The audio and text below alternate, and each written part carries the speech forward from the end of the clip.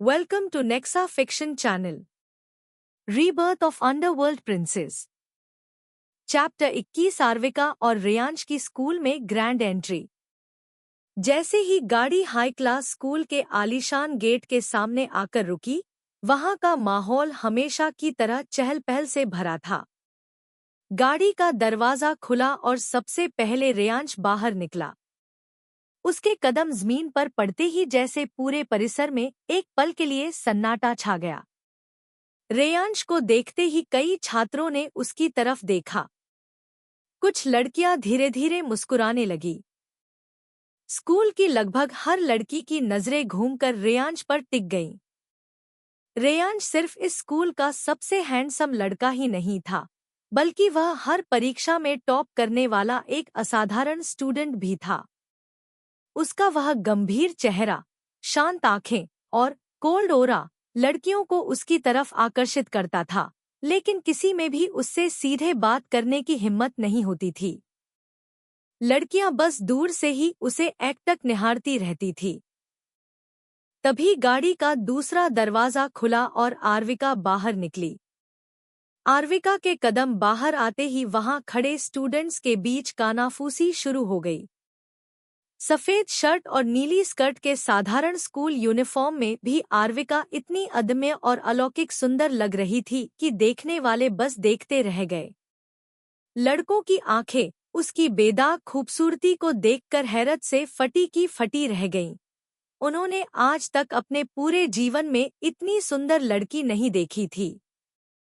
वहीं दूसरी तरफ स्कूल की पुरानी छात्राओं के चेहरों पर साफ तौर पर जलन के भाव उभर आए थे।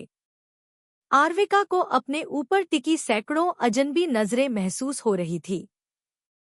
वह अपनी पिछली जिंदगी के अनुभवों के कारण ऐसी स्थितियों को संभालना जानती थी।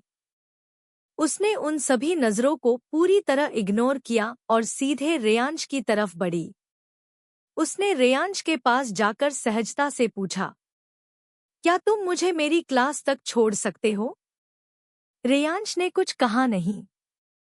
उसने हमेशा की तरह बिना कोई भाव दिखाए बस हाँ में अपना सिर हिलाया और आगे की तरफ बढ़ने लगा। आर्विका भी फुर्ती से उसके साथ चलने की कोशिश करने लगी। कॉरिडोर में खड़े सभी स्टूडेंट्स के दिमाग में बस एक ही सवाल कौंध रहा था कि आखिर यह नई लड़की कौन है और यह स्कूल के सबसे बेरुखे और शांत लड़के रेयांश के साथ क्या कर रही है। रेयांश के कदम बहुत लंबे थे। जहां रेयांश की हाइट लगभग 6 फुट थी, वहीं आर्विका सिर्फ 5 फुट की थी। वह कद में रेयांश के सीने तक ही आती थी।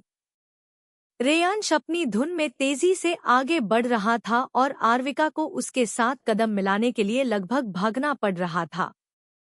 कुछ दूर चलने के बाद रेयांश ने जब पीछे मुड़कर देखा तो पाया कि आर्विका हांफते हुए लगभग दौड़कर उसके पीछे आ रही थी। रेयांश को तुरंत इस बात का एहसास हुआ कि उसकी चलने की रफ्तार एक 5 फुट की लड़की के लिए बहुत ज्यादा थी। उसके कड़े चेहरे पर एक हल्का सा नरम भाव आया और उसने तुरंत अपने कदमों की रफ्तार को धीमा कर लिया। अब वह इस तरह चल रहा था कि आर्विका बिना किसी परेशानी के उसके बगल में चल सके। थोड़ी देर बाद दोनों एक बड़े से क्लासरूम के सामने आकर रुक गए, जिसके दरवाजे पर एक नेम प्लेट लगी थी, 10।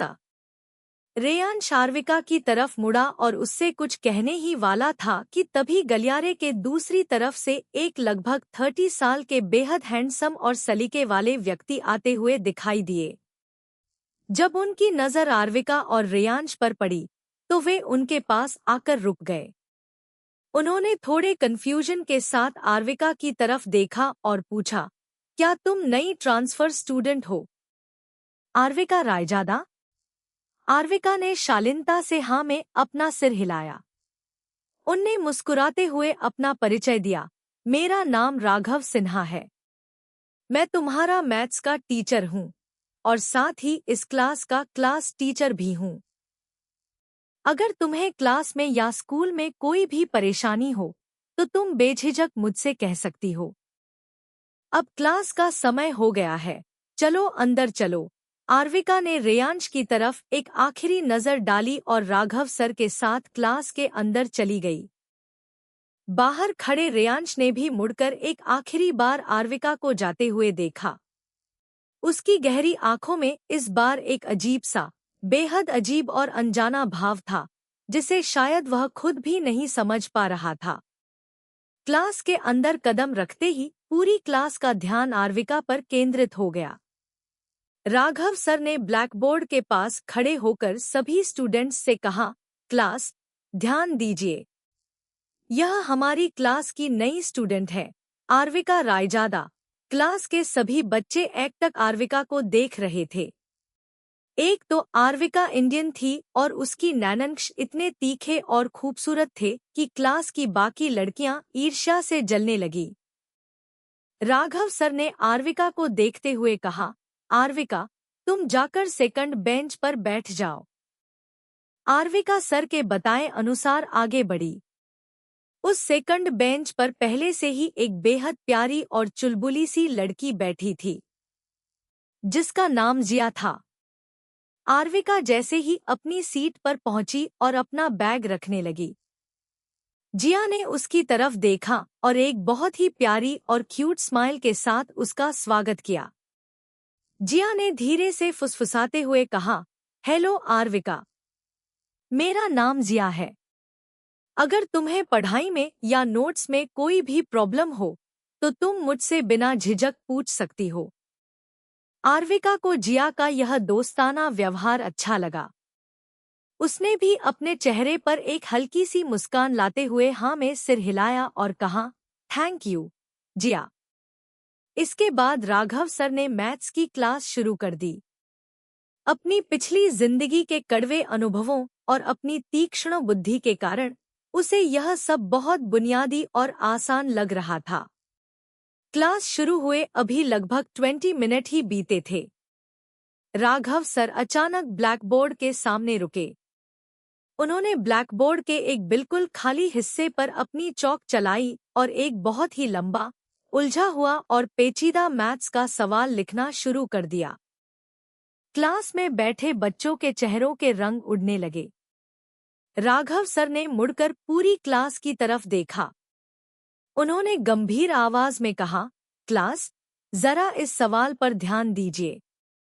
यह कोई साधारण मैथ्स का सवाल नहीं है। यह सवाल पिछले साल के फाइनल बोर्ड एग्जाम में आया था। इतना ही नहीं, अगर आप पिछले 20 सालों के परीक्षा पेपर्स उठाकर देखेंगे तो आपको पता चलेगा कि यह अब तक का सबसे मोस्ट डिफिकल्ट क्वेश्चन माना गया है। अच्छे से अच्छे छात्र भी इसके स्टेप्स में उलझकर रह जाते हैं। उन्होंने पूछा, क्या आप में से कोई एक भी ऐसा स्टूडेंट है जो यहाँ आकर इस बोर्ड पर इसे पूरी तरह सही से सॉल्व कर सके? मैं देखना चाहता हूँ कि हमारी क्लास में इस चुनौती को स्वीकार करने का दम किसमें है। सर की बात सुनते ही पूरी क्लास में जैसे सन्नाटा हो गया। जिया, जो आर्विका के बगल में बैठी थी, उसने अपनी कॉपी से सिर उठाया और आर्विका की तरफ झुककर फुसफुसाए, यह सवाल तो साक्षात यमराज जैसा है। पिछले साल हमारे स्कूल के सबसे बड़े टॉपर भी इसे आधे रास्ते में छोड़कर रोने लगे थे। सर जानबूझकर हमारी टेस्ट ले रहे हैं। इस क्लास में कोई भी इसे छूने की हिम्मत नहीं करेगा। क्लास का हर लड़का और लड़की अपनी आंखें चुराने की कोशिश कर रहे थे ताकि राघव सर की नजर उन पर न पड़े। सब बस यही दुआ कर रहे थे कि सर उनका नाम न पुकार लें। राघव सर के चेहरे पर एक हल्की निराशा आई। वे जानते थे कि यह सवाल वाकई बहुत कठिन है और बिना टीचर की मदद के इसे सुलझाना नामुमकिन के बराबर है। लेकिन तभी उस सन्नाटे को चीरती हुए एक बेहद शांत, सुरीली और आत्मविश्वास से भरी आवाज गूंजी, सर, मैं इसे सॉल्व कर सकती हूँ। यह आवाज किसी और की नहीं, बल्कि आर्विका की थी। Rebirth of underworld princess, chapter 22, सबसे कठिन मैथ सवाल। यह आवाज किसी और की नहीं, बल्कि आर्विका की थी। वह अपनी सीट पर पूरी गरिमा और दृढ़ता के साथ खड़ी हो चुकी थी।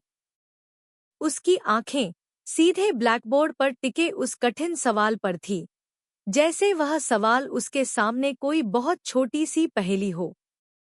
आर्विका के मुंह से ये शब्द निकलते ही पूरी क्लास में झटका लगा। एक साथ दर्जनों सिर घूमे और सबकी आंखें फटी की फटी आर्विका पर टिक गईं। क्लास की लड़कियां, जो अब तक आर्विका को सिर्फ एक सुंदर और साधारण ट्रांसफर स्टूडेंट समझकर मन ही मन उसकी बुराई कर रही थी, हैरान रह गईं। उनके दिमाग में चल रहा था, यह अभी आज ही स्कूल आई है, इसे यहाँ के लेवल का अंदाजा भी नहीं है, इतनी बड़ी बड़ी बातें कर रही है। जब बोर्ड पर जाकर अटकेगी, तब इसकी सारी खूबसूरती और घमंड हवा हो जाएगा। लड़कों के बीच भी कानाफूसी शुरू हो गई। कोई कह रहा था, क्या इसे वाकई पता है कि यह क्या कह रही है? यह सवाल कोई मजाक नहीं है। राघव सर ने आर्विका की तरफ देखा। उसकी आंखों में कोई डर या झिझक नहीं थी, बल्कि एक ऐसा आत्मविश्वास था जो सिर्फ उन लोगों में होता है जो अपनी काबिलियत को पूरी तरह जानते हैं। राघव सर मुस्कुराए और उन्होंने आर्विका को ब्लैकबोर्ड की तरफ आने का इशारा करते हुए कहा, बिल्कुल आर्विका, आगे आओ। मंच तुम्हारा है। मुझे बहुत खुशी होगी अगर तुम इसे हल कर सको। आर्विका ब्लैकबोर्ड के पास पहुंची। उसने राघव सर के हाथ से चौक ली। उसका दिमाग बिजली की तरह तेज चल रहा था। यह मैथ्स का सवाल उसके लिए बच्चों के खेल जैसा था। आर्विका ने चौक उठाई और ब्लैकबोर्ड पर लिखना शुरू किया। पहला स्टेप, दूसरा स्टेप, तीसरा स्टेप। समय बीत रहा था। 1 minute, 2 minute, 3 minute. Raghav sir, जो शुरुआत में सिर्फ उत्सुक थे, अब उनकी आंखें भी अचरज से चौड़ी होती जा रही थी। वे आर्विका के लिखे हर एक स्टेप को बहुत बारीकी से देख रहे थे। जिस सवाल को पूरी तरह समझाने और बोर्ड पर सॉल्व करने में खुद एक अनुभवी टीचर को कम से कम 15 से 20 मिनट का समय लग जाता था, यह 15 साल की लड़की उसे अपनी उंगलियों के इशारे पर नचा रही थी। ठीक चौथे मिनट के खत्म होते होते आर्विका ने आखिरी समीकरण का हल निकाला और ब्लैकबोर्ड के नीचे एक गहरे और साफ अक्षरों में फाइनल आंसर लिख दिया। पूरी क्लास के मुंह से एक शब्द नहीं निकल रहा था। क्लास की वे लड़कियां जो आर्विका का मजाक उड़ाने का इंतजार कर रही थी, अब शर्म और अचंभे के मारे अपनी आंखें नीचे कर चुकी थी। राघव सर, अचानक उनके चेहरे पर एक बहुत बड़ी और गर्व से भरी मुस्कान आ गई। उन्होंने बहुत जोर से अपने दोनों हाथों से ताली बजानी शुरू कर दी। एक्सीलेंट, बिल्कुल अविश्वसनीय। उन्होंने पूरी क्लास की तरफ देखते हुए कहा, क्लास, क्या आप देख रहे हैं? आर्विका ने जिस तरीके से इस सवाल को हल किया है, वह तरीका हमारी टेक्स्ट बुक्स में भी नहीं है। यह एक बहुत ही एडवांस और जीनियस तरीका है। आर्विका, यू आर वेरी इंटेलिजेंट, आर्विका। आर्विका ने बहुत ही शालीनता से सर को धन्यवाद कहा। Thank you very much, sir. वह वापस अपनी सीट की तरफ बढ़ने लगी। सब समझ चुके थे कि आर्विका रायजादा कोई साधारण लड़की नहीं है। वह जितनी सुंदर है, उसका दिमाग उतना ही खतरनाक और तेज है। आर्विका आकर अपनी सीट पर बैठ गई।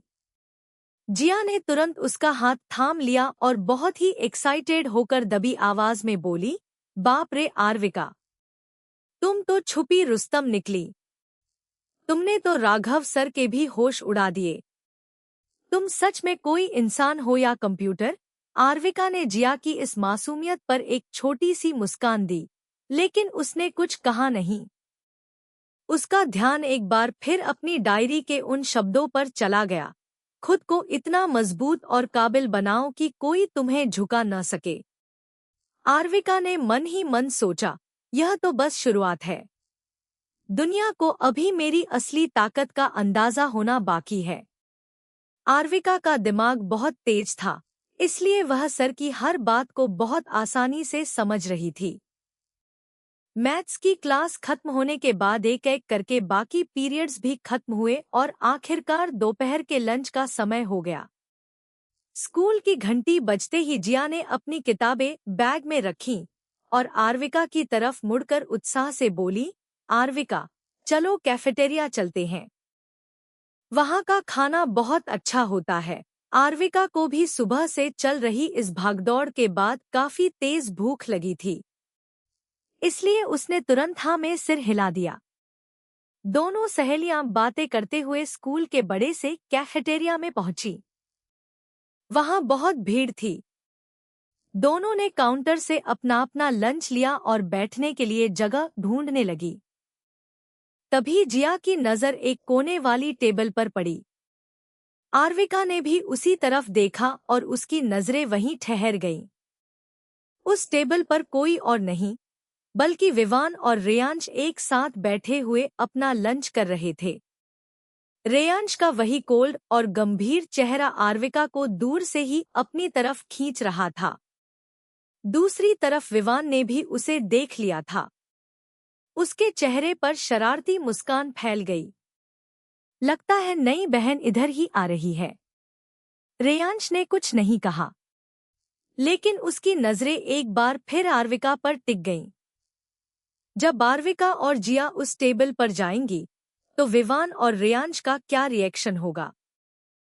Rebirth of underworld princess, chapter 23, cafeteria की मुलाकात। आर्विका और जिया कैफेटेरिया की भीड़ को चीरती हुई आगे बढ़ रही थी। दोपहर की चमकीली धूप खिड़कियों से छनकर अंदर आ रही थी, जिससे पूरा माहौल और भी जीवंत लग रहा था। आर्विका के हाथों में उसकी लंच की ट्रे थी। जैसे ही वह रेयांश और विवान की टेबल के करीब पहुंची, विवान की नजर उस पर पड़ गई। विवान के चेहरे पर तुरंत एक शरारती मुस्कान तैर गई। उसने हवा में हाथ हिलाते हुए जोर से आवाज दी, अरे छोटी बहन, इधर आओ, यहाँ बैठो। उसकी आवाज सुनकर आसपास के कुछ छात्रों ने मुड़कर देखा। आर्विका को यह सरेआम तमाशा बिल्कुल पसंद नहीं आया। उसने अपनी एक भौं उठाई और विवान को घूरते हुए कहा, तुम मुझे यह चिल्लाकर बहन बुलाना बंद कर सकते हो? विवान ने अपनी आंखें बड़ी की और पूरी मासूमियत का मुखौटा ओढ़ लिया। क्यों? डैड ने तो यही कहा है। आर्विका ने अपनी ट्रे टेबल पर रखी और गहरी सांस लेते हुए बोली, डैड ने कहा था कि मेरा ख्याल रखना। उन्होंने यह नहीं कहा था कि हर 5 मिनट में पूरे स्कूल के सामने बहन बहन चिल्लाते रहना। यह सुनकर जिया अपनी हंसी रोकने की नाकाम कोशिश करने लगी। उसने अपना मुंह हाथ से ढक लिया, लेकिन उसकी आंखों की चमक सब बयां कर रही थी। विवान ने देखा कि उसका दांव उल्टा पड़ गया है, तो उसने तुरंत ड्रामे का सहारा लिया। उसने नाटकीय अंदाज में अपना हाथ अपने सीने पर रखा, जैसे उसे गहरा सदमा लगा हो। उसने टेबल के दूसरी तरफ बैठे रेयांश की तरफ दुखी नजरों से देखा। भाई, विवान ने रोनी सूरत बनाई, देख रहे हो, पहले दिन से ही मेरी इज्जत खत्म कर दी इस लड़की ने। कोई सम्मान ही नहीं है बड़े भाई का। रेयांश, जो अब तक बिना सिर उठाए पूरी शांति से अपना खाना खा रहा था, ने अपनी चम्मच प्लेट में रखी। उसने विवान की तरफ देखा भी नहीं और बेहद ठंडे, सपाट लहजे में सिर्फ इतना कहा, तुम्हारी इज्जत बची कब थी? यह सुनते ही मानो पूरी टेबल पर सन्नाटा छा गया। विवान का मुंह खुला का खुला रह गया। एक पल के लिए ऐसा लगा जैसे समय रुक गया हो, लेकिन अगले ही पल जिया के मुंह से जोर का ठहाका निकल पड़ा। विवान की सिट्टी पिट्टी गुम देखकर आर्विका के चेहरे पर भी एक बेहद खूबसूरत और हल्की मुस्कान आ गई। रेयांश, जिसका ध्यान आर्विका के कदम रखने के बाद से सिर्फ उसी पर था, उसकी उस मुस्कान को देखता रह गया। वह जैसे कुछ पलों के लिए दुनिया को भूल गया। आर्विका को इस तरह मुस्कुराते देखना उसके लिए एक अजीब सा सुकून लेकर आया था। आसपास के छात्र भी इस नज़ारे को देखकर हैरान थे। वे सोच रहे थे कि जो आर्विका सुबह इतनी शांत और गंभीर दिख रही थी, वह विवान और रेयांश के साथ इतनी सहज कैसे हो गई। आर्विका ने अपनी ट्रे को ठीक से सेट किया और कुर्सी खींचकर बैठ गई। उसने अपनी बगल की खाली कुर्सी की तरफ इशारा करते हुए जिया से कहा, जिया, बैठो ना। जिया मुस्कुराते हुए आर्विका के पास बैठ गई। विवान ज्यादा देर चुप रहने वालों में से नहीं था।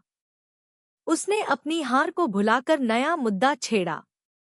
वैसे आर्विका, सच सच बताना, तुम्हारा पहला दिन कैसा रहा?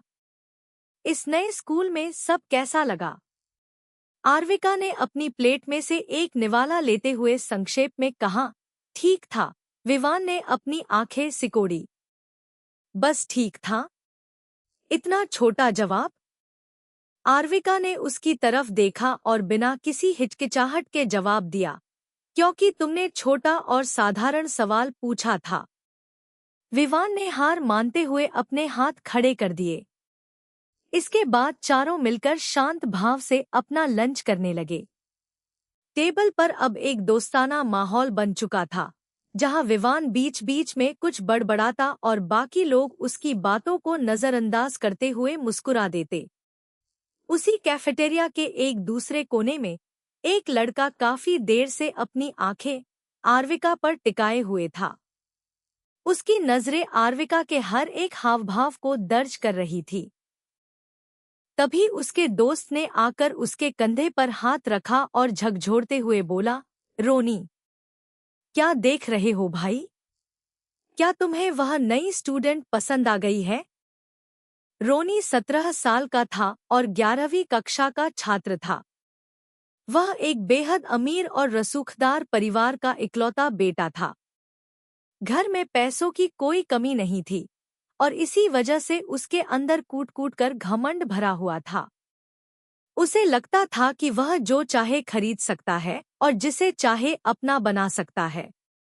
स्कूल में उसकी छवि एक प्लेबॉय की थी, जो आए दिन लड़कियां बदलता रहता था। उसके लिए लड़कियां सिर्फ एक खिलौना थी।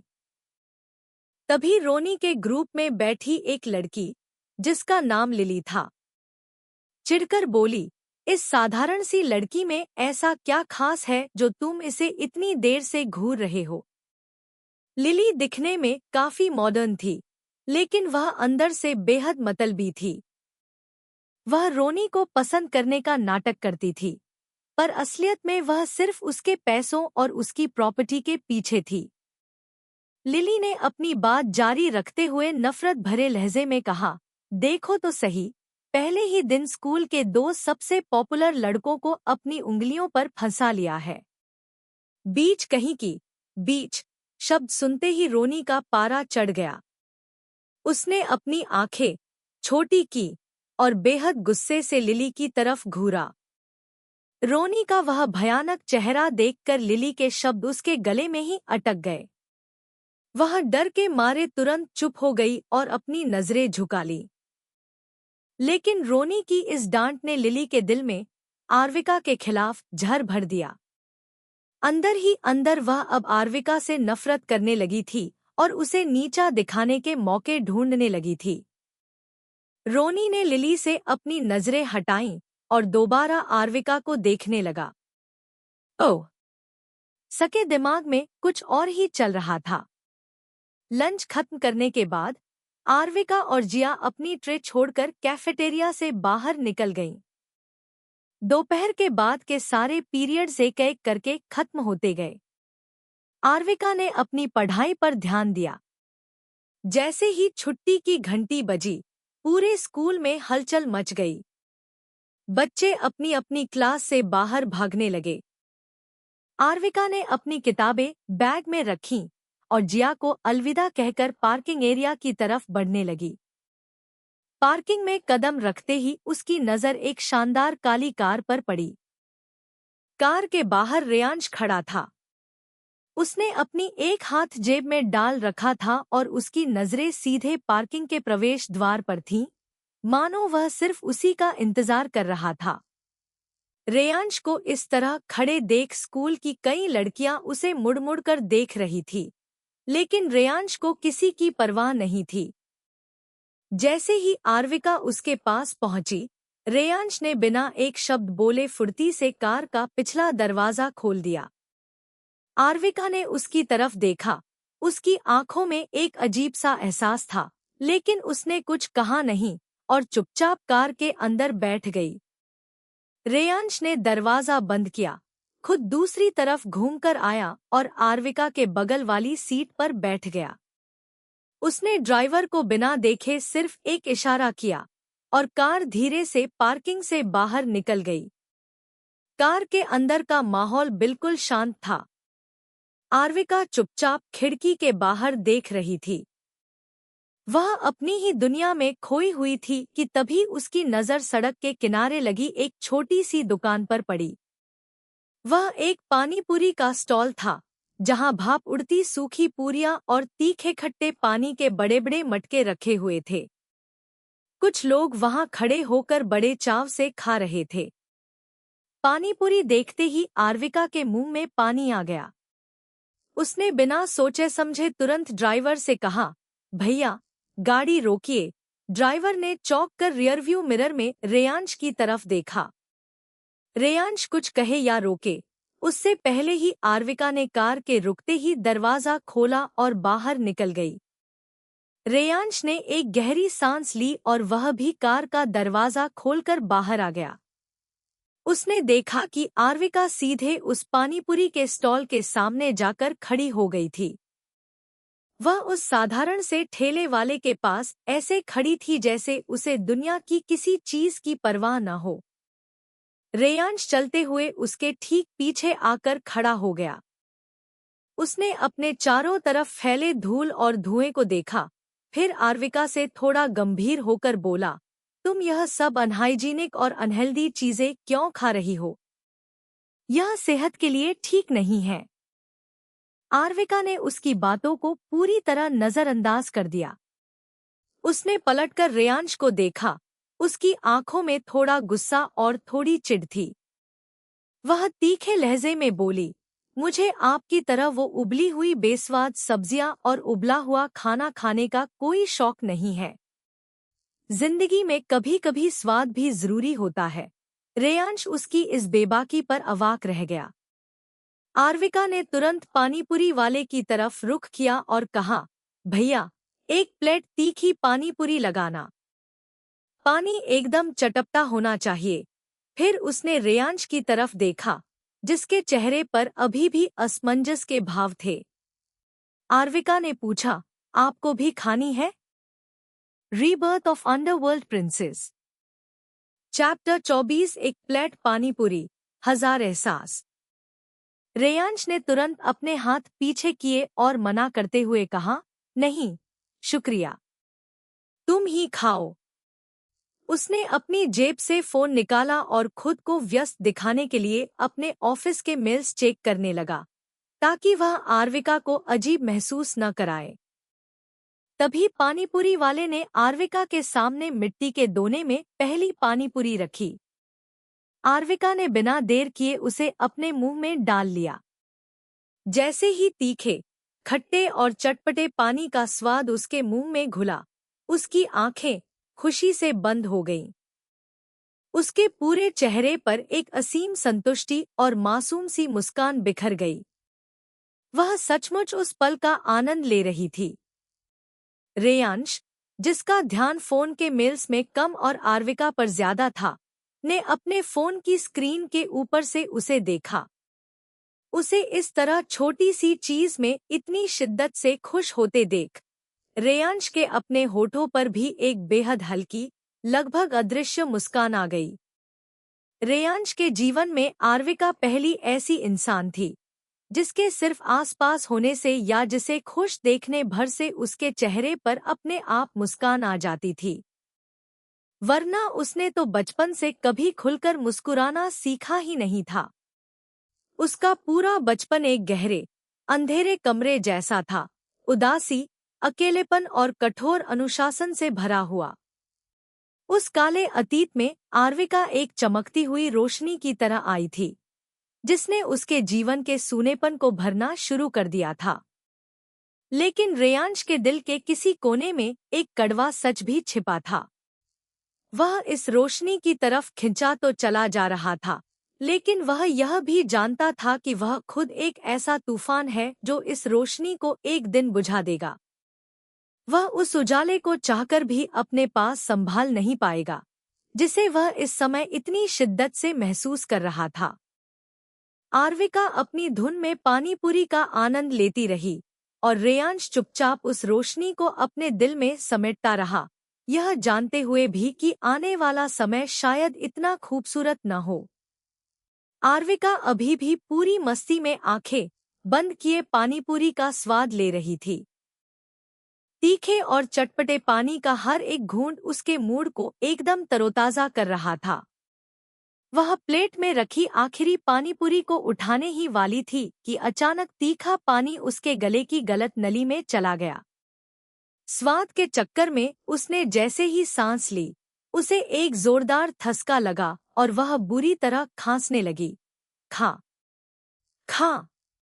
उसका पूरा चेहरा पल भर में टमाटर की तरह लाल हो गया।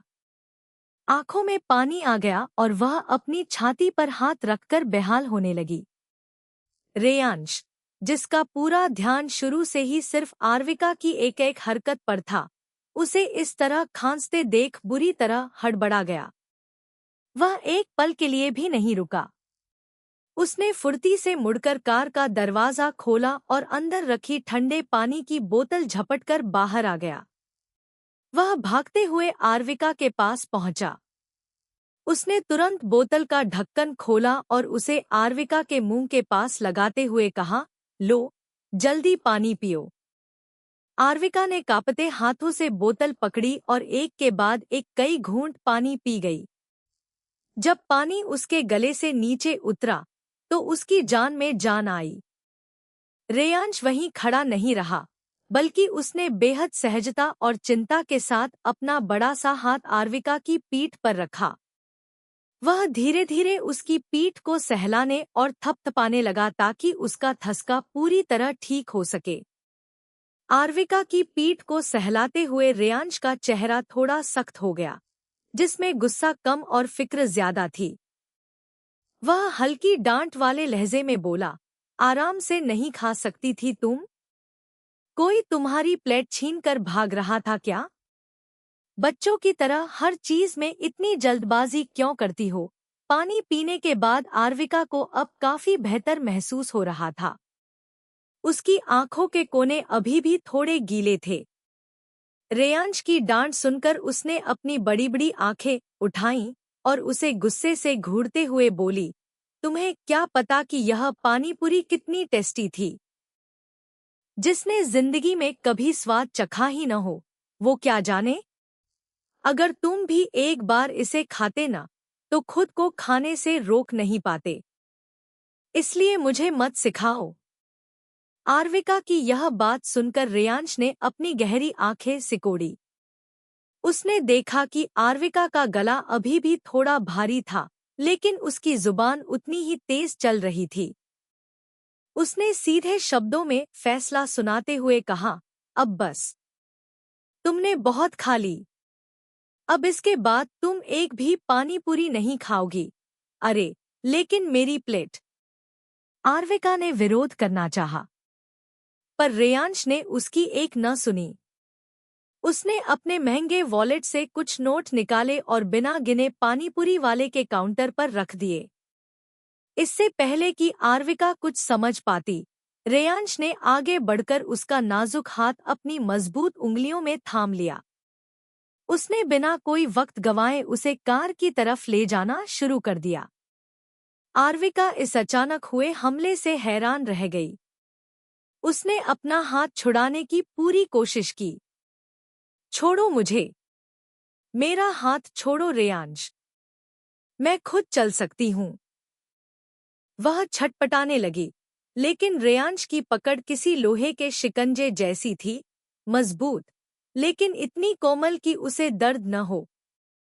उसने आर्विका की एक भी दलील नहीं सुनी। वह उसे खींचते हुए कार के पास लाया, कार का दरवाजा खोला और उसे सम्मान के साथ कार की सीट पर बैठा दिया। आर्विका को अंदर करने के बाद वह खुद भी फुर्ती से घूमकर दूसरी तरफ से आया और उसके बगल में बैठ गया।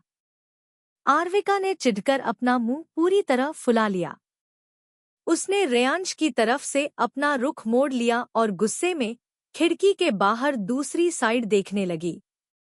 उसका यह बचपना देखकर रेयांश के मन में फिर से एक हल्की सी मुस्कान जागी, लेकिन उसने अपने चेहरे को गंभीर बनाए रखा। ड्राइवर ने माहौल को समझते हुए तुरंत कार स्टार्ट की और गाड़ी रायजादा मेंशन की तरफ बढ़ गई। पूरे रास्ते दोनों के बीच कोई बातचीत नहीं हुई। थोड़ी ही देर में कार आलीशान रायजादा मेंशन के बड़े से लोहे के गेट को पार करती हुई अंदर दाखिल हुई। गाड़ी रुकते ही आर्विका ने बिना रेयांश का इंतजार किए खुद दरवाजा खोला और पैर पटकती हुई सीधे अपने कमरे की तरफ भाग गई। रेयांश भी शांत कदमों से कार से उतरा और अपने कमरे की तरफ बढ़ गया। दरअसल राजवीर जी ने रेयांश को साफ तौर पर कह दिया था कि अब से वह भी इसी मेंशन में रहेगा। उनका मानना था कि इस तरह वे दोनों रोज साथ में स्कूल आ जा सकेंगे। इससे पहले रेयांश अपने कुछ बेहद जरूरी काम के सिलसिले में शहर से बाहर था, लेकिन आज से उसका ठिकाना आधिकारिक तौर पर रायजादा मेंशन ही होने वाला था। शाम ढल चुकी थी। मेंशन की खूबसूरत पीली और सुनहरी लाइटें जल उठी थी, जिससे पूरा घर किसी महल की तरह चमक रहा था। आर्विका अपने कमरे से तैयार होकर नीचे आई थी। वह लिविंग रूम के आलीशान सोफे पर बैठकर रिद्धि जी से बहुत प्यार से बातें कर रही थी। दोनों के बीच किसी बात को लेकर हल्की हंसी मजाक चल रही थी। तभी अचानक पूरे लिविंग रूम का तापमान जैसे गिर गया। चारों तरफ एक भारी और ठंडा ऑरा महसूस होने लगा। आर्विका की नजरें स्वाभाविक रूप से सीढ़ियों की तरफ उठ गईं। सीढ़ियों से रेयांश नीचे उतर रहा था। इस समय उसका रूप देखकर कोई भी अपनी सांसें रोक लेता। उसने एक बेहद कीमती क्लासिक ब्लैक 3-पीस सूट पहन रखा था। सफेद कड़क शर्ट के ऊपर ब्लैक वेस्टकोट और उसके ऊपर पूरी तरह फिटिंग का ब्लेजर उसकी चौड़ी छाती और मजबूत कंधों को बखूबी बयां कर रहा था। उसके बाल सलीके से पीछे की तरफ सेट थे। उसके चलने की रफ्तार में एक बेजोड़ कशिश और रसूख था। उसके चेहरे के भाव हमेशा की तरह बेहद ठंडे थे, जैसे उसे इस दुनिया के किसी भी इंसान से कोई मतलब न हो।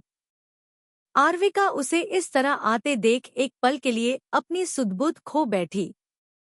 उसकी बातें अधूरी रह गईं और उसकी नजरें रेयांश के चेहरे और उसके पूरे वजूद पर टिक गईं।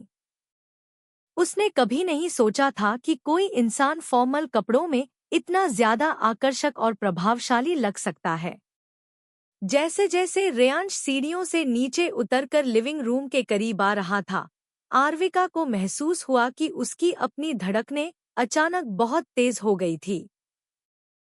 उसके सीने में एक अजीब सी हलचल मच गई, जिसे वह खुद भी समझ नहीं पा रही थी। रेयांश की नजरें भी जैसे ही लिविंग रूम में पड़ी, वे सीधे आर्विका पर जाकर टिक गईं। आर्विका इस समय किसी परी या किसी राजघराने की राजकुमारी से कम नहीं लग रही थी। उसने एक बेहद खूबसूरत ऑफ शोल्डर ब्लू कलर की फ्रॉक पहनी हुई थी। वह नीला रंग उसकी साफ और गोरी रंगत पर पूरी तरह खिल रहा था। उसके खुले बाल कंधों पर बिखरे हुए थे और गले की पतली कॉलर बोन उसकी खूबसूरती को और बढ़ा रही थी। उसका चेहरा शाम की रोशनी में चमक रहा था। रेयांश के कदम कुछ पलों के लिए धीमे पड़ गए। उसकी गहरी काली आंखें आर्विका के चेहरे से हट ही नहीं रही थी। रेयांश के ठंडे दिल में एक नई हलचल पैदा कर दी। उसने अपने चेहरे पर कोई भी भाव आने नहीं दिया। वह अपनी उसी कोल्ड और बेरुखी वाली छवि को बनाए रखना चाहता था, लेकिन अंदर ही अंदर अपने दिल के सबसे गहरे और सुनसान कोने में आर्विका के इस रूप को देखकर उसका मन बोल उठा, looking beautiful. Rebirth of underworld princess. Chapter 25 मुखौटों के पीछे का सच। रेयांश और आर्विका एक दूसरे की आंखों में पूरी तरह खोए हुए थे। वक्त जैसे थम सा गया था। उनके बीच की खामोशी में भी एक अजीब सी कशिश थी, जिसे वे दोनों ही लफ्जों में बयां नहीं कर पा रहे थे। तभी अचानक रिद्धि जी की आवाज उस शांत माहौल में गूंजी और दोनों झटके से होश में आए। दोनों ने अपनी नजरें चुराईं, जैसे कोई चोरी पकड़ी गई हो। रिद्धि जी ने रेयांश की तरफ देखा, जो जाने के लिए कदम बढ़ा चुका था। उन्होंने उत्सुकता से पूछा, रेयांश, क्या तुम कहीं जा रहे हो? इतनी रात को रेयांश ने अपनी भावनाओं पर तुरंत काबू पाया। उसके चेहरे पर वापस वही गंभीर और सख्त भाव आ गए जो अमूमन उसके व्यक्तित्व का हिस्सा थे। उसने जवाब दिया, हाँ, मुझे एक बहुत जरूरी काम है। इतना कहकर बिना रुके या पीछे मुड़े वह लंबे डग भरता हुआ वहां से चला गया। उसके जाने के बाद आर्विका ने एक गहरी सांस ली। उसने खुद को संभाला और वापस रिद्धि जी के साथ बातचीत में मशगूल हो गई। दोनों के बीच की बातें साधारण थीं, लेकिन आर्विका का दिमाग अब भी रेयांश की उन गहरी आंखों और उसके अचानक जाने के पर अटका हुआ था। समय बीतता गया और देखते ही देखते रात के 9 बज गए। हवेली का विशाल डाइनिंग टेबल तरह तरह के पकवानों से सजा हुआ था। राजवीर जी ने खाने का एक निवाला लिया और रिद्धि जी की तरफ देखते हुए पूछा, रिद्धि, विवान कब आ रहा है हॉस्टल से? छुट्टियों में भी वह वहीं रुक जाता है। रिद्धि जी ने हल्के दुख के साथ जवाब दिया, मैंने उसे कई बार कहा है कि वह घर आकर रहे। आखिर अपना घर तो अपना ही होता है। लेकिन वह हमेशा मना कर देता है, कहता है वहां पढ़ाई बेहतर होती है। पर हाँ, इस बार उसने वादा किया है। उसने कहा है कि अगले हफ्ते से वह यहीं रहने आ जाएगा। तब तक उसकी कुछ बेहद एक्स्ट्रा क्लासेस भी खत्म हो जाएंगी। राजवीर जी ने सिर हिलाया। फिर उनकी नजर टेबल के दूसरी ओर बैठी आर्विका पर पड़ी। उन्होंने फिक्र से पूछा, आर्विका, तुम्हारे स्कूल का पहला दिन कैसा रहा? किसी ने तुम्हें परेशान तो नहीं किया वहां? आर्विका के होठों पर एक रहस्यमयी और गहरी मुस्कान तैर गई। उसकी आंखों में एक ऐसी चमक थी जो उसकी उम्र के बच्चों में अमूमन नहीं दिखती। उसने पूरे आत्मविश्वास से कहा, सब ठीक था, और रही बात परेशान करने की, तो किसी में इतनी हिम्मत ही नहीं है जो मुझे परेशान कर सके। अगर कोई कोशिश भी करेगा तो अंजाम भुगतने के लिए तैयार रहे। उसका यह सेल्फ ऑब्सेस्ड और निडर रवैया देखकर राजवीर जी कुछ नहीं बोले, बस उनके चेहरे पर एक गहरी मुस्कान आ गई। उन्हें आर्विका में बिल्कुल अपने उस पुराने जिगरी दोस्त की झलक दिखाई देती थी, जो बचपन से ही ऐसी ही बेबाक, निडर और खुद पर अटूट भरोसा रखने वाली थी। राजवीर और आर्विका के बीच इसी तरह की हल्की नोकझोंक और हंसी मजाक में रात का डिनर हंसी खुशी पूरा हो गया। डिनर के बाद आर्विका अपने आलीशान कमरे में आई। उसने कमरा अंदर से बंद किया और चारों तरफ नजर दौड़ाई। खिड़की से बाहर चांदनी रात का नजारा दिख रहा था, लेकिन उसका दिमाग किसी और ही ताने बाने को बुनने में व्यस्त था। उसने अपनी जेब से एक एन्क्रिप्टेड स्मार्टफोन निकाला और अपने पर्सनल असिस्टेंट आरव को कॉल मिलाया।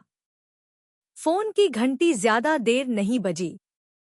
दूसरी तरफ से आरव की बेहद प्रोफेशनल और शांत आवाज आई, गुड इवनिंग मैम। क्या आपको मुझसे कोई जरूरी काम था जो आपने इतनी रात को कॉल किया? सब ठीक तो है? आर्विका की आवाज में अब वह स्कूल जाने वाली लड़की की मासूमियत गायब थी।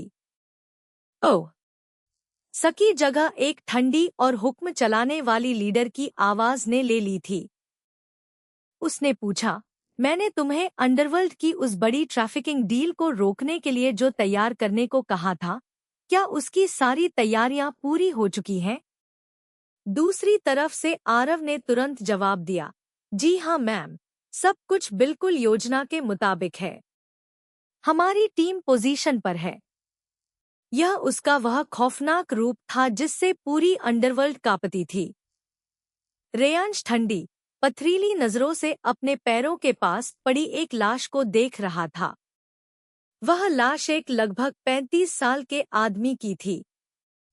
वह आदमी अंडरवर्ल्ड का एक जानामाना शूटर था, जिसने रेयांश को रास्ते से हटाने की, यानी उसे यमराज के पास पहुंचाने की साजिश रची थी। लेकिन किस्मत का खेल देखिए, रेयांश को मारने की सोचने वाला वह शख्स आज खुद साक्षात यमराज के दर्शन करके हमेशा के लिए सो चुका था। तभी रेयांश के दाईं तरफ खड़ा उसका सबसे भरोसेमंद दोस्त करण आगे बढ़ा। करण ने लाश की तरफ देखा और गंभीर आवाज में बोला, रेयांश, यह इस महीने तुम पर हुआ 21वां हमला था। हर बार वे करीब आने की कोशिश करते हैं, लेकिन सबसे बड़ी परेशानी यह है कि इतनी कोशिशों के बाद भी हमें इस सब के पीछे छिपे असली मास्टरमाइंड का पता नहीं चल पाया है। कोई बहुत सफाई से अपने निशान मिटा रहा है। यह सुनकर रेयांश के चेहरे पर कोई शिकन नहीं आई। इसके विपरीत उसके होठों पर एक ऐसी डरावनी और शैतानी मुस्कान आ गई जिसे देखकर अच्छे-अच्छे सूरमाओं का खून जम जाए। उसने अपने खंजर से खून को साफ किया और बेहद ठंडी, गूंजती हुई आवाज में बोला, करण, यही तो वह गलती कर रहे हैं। यह हमला रेयांश कपूर पर नहीं, बल्कि ऋत्विक सिंघानिया पर हुआ है। कमरे में जैसे तापमान और गिर गया। रेयांश की आंखों में प्रतिशोध की आग भड़क उठी। उसने खंजर को टेबल पर जोर से घोंपा और कहा, और यह हमला किसने करवाया है, इसका एक धुंधला सा अंदाजा मुझे भी है। बहुत जल्द हमला करने वाले को भी यह एहसास हो जाएगा कि उसने किस बारूद के ढेर पर पैर रख दिया है। उसे पता चलेगा कि उसने किस भयानक इंसान पर हमला करने की जुर्रत की है। बेसमेंट की मध्यम रोशनी में रेयांश उर्फ ऋत्विक का चेहरा किसी क्रूर विजेता जैसा लग रहा था। शहर के दो अलग-अलग कोनों में दो अलग-अलग लोग अपने अपने मुखौटों को उतारकर एक ऐसे खेल की शुरुआत कर चुके थे, जिसका अंजाम पूरे शहर को हिलाकर रख देने वाला था। एक तरफ आर्विका थी जो सच की तलाश में थी, और दूसरी तरफ रेयांश था जो अपने अतीत के खून का हिसाब चुकता करने के लिए तैयार बैठा था। दोनों के रास्ते कब और कैसे टकराएंगे, यह तो आने वाला वक्त ही बताने वाला था। Rebirth of underworld princess chapter 26 जाल बिछ चुका था। रात की गहरी नींद के बाद जब अगली सुबह सूरज की पहली किरण ने आर्विका के कमरे की खिड़की पर दस्तक दी, तो उसकी आंखें खुल गईं। वह झटके से बिस्तर से उठी, नए दिन का स्वागत करने के लिए खुद को तैयार किया और अपनी स्कूल यूनिफॉर्म पहनकर तैयार हो गई। आईने में खुद को देखने के बाद वह सीढ़ियों से उतरकर नीचे डाइनिंग हॉल की तरफ बढ़ी। घर में एक अजीब सा सन्नाटा था। आम तौर पर इस वक्त रिद्धि जी हॉल में घूमती हुई या रसोई में नौकरों को हिदायत देती हुई नजर आती थी, लेकिन आज वह कहीं दिखाई नहीं दे रही थी। आर्विका ने डाइनिंग टेबल की कुर्सी खींचते हुए पास खड़े एक नौकर से पूछा, मियाँ, रिद्धि जी कहाँ है? आज सुबह से दिखी नहीं। नौकर ने सम्मान से सिर झुकाकर जवाब दिया, मालकिन की एक पुरानी सहेली की तबीयत काफी खराब हो गई है। वह अस्पताल में भर्ती हैं, इसलिए मालकिन सुबह सुबह ही उन्हें देखने अस्पताल निकल गईं। आर्विका ने समझदारी में सिर हिलाया और अपने लिए नाश्ता परोसने लगी। अभी उसने प्लेट में सैंडविच रखा ही था कि सीढ़ियों से किसी के उतरने की आवाज आई। उसने नजरें उठाईं तो देखा कि रेयांश नीचे आ रहा था। उसके चेहरे पर हमेशा की तरह जीरो एक्सप्रेशन थे, न कोई शिकन, न कोई मुस्कान, जैसे वह अपनी भावनाओं को एक कड़े मुखौटे के पीछे छुपा कर रखता हो। रेयांश बिना किसी की तरफ देखे सीधा डाइनिंग टेबल की तरफ बढ़ा और आर्विका के ठीक बगल वाली कुर्सी खींचकर बैठ गया। उसने कुछ बोला नहीं, बस पास खड़े एक नौकर को अपनी उंगलियों से हल्का सा इशारा किया। नौकर उसकी इस खामोश भाषा को बखूबी समझता था। वह तुरंत रसोई की तरफ भागा और ठीक 2 मिनट के भीतर रेयांश का नाश्ता लाकर टेबल पर सजा दिया। जैसे ही आर्विका की नज़र रेयांश की प्लेट पर पड़ी, उसका मुंह अजीब ढंग से बन गया। प्लेट में बिना किसी मसाले के उबली हुई सब्जियां, बॉइल्ड वेजिटेबल्स और कुछ उबले हुए अंडे रखे थे। इस बेस्वाद नाश्ते को देखकर आर्विका से रहा नहीं गया। वह अपनी प्लेट से चम्मच उठाकर रेयांश की तरफ इशारा करते हुए चिढ़ाने वाले लहजे में बोली, हे भगवान रेयांश, तुम सुबह सुबह यह उबली हुई सब्जियां कैसे खा सकते हो? इसे देखकर ही मेरा पेट खराब हो जाए। रेयांश ने अपनी प्लेट से नजरें नहीं उठाईं, वह शांत रहा। आर्विका ने एक शरारती और टीजिंग स्माइल के साथ अपनी बात जारी रखी, सच में तुम बेहद बोरिंग इंसान हो। वैसे सिर्फ तुम ही नहीं, मुझे तो कभी-कभी लगता है कि इस पूरे घर के लोग ही इतने बोरिंग कैसे हो सकते हैं। कोई रंग नहीं, कोई मस्ती नहीं, बस हर वक्त यह गंभीर चेहरे। आर्विका को लगा था कि उसकी इस बात पर रेयांश हमेशा की तरह कोई प्रतिक्रिया देगा या कम से कम उसे आंखें तरेर कर देखेगा। रेयांश ने अपनी नजरें उठाकर एक पल के लिए आर्विका के हंसते हुए चेहरे को देखा। उसकी गहरी आंखों में एक अजीब सा सूनापन था। उसने आर्विका की बात का कोई जवाब नहीं दिया। उसने शांति से अपना नाश्ता खत्म किया, टेबल से नैपकिन उठाकर अपने होंठ साफ किए और खड़े होकर आर्विका को चलने का इशारा किया। उसका यह रूखा बर्ताव देखकर आर्विका की मुस्कान गायब हो गई। उसने पैर पटकते हुए कहा, खड़ूस कहीं का, बात करने के पैसे लगते हैं क्या तुम्हारे? खैर, दोनों बिना कुछ और बोले घर से बाहर निकले और आंगन में खड़ी कार में आकर बैठ गए। जैसे ही दोनों पिछली सीट पर बैठे, ड्राइवर ने बिना समय गंवाए कार स्टार्ट कर दी। कार की खिड़की से बाहर देखते हुए आर्विका सोच रही थी कि आज रेयांश को क्या हुआ है। पूरे 20 मिनट के सफर के दौरान कार के भीतर सिर्फ सन्नाटा पसरा रहा। रेयांश अपनी साइड की खिड़की से बाहर एकटक देखता रहा, मानो वह किसी गहरी सोच में डूबा हो।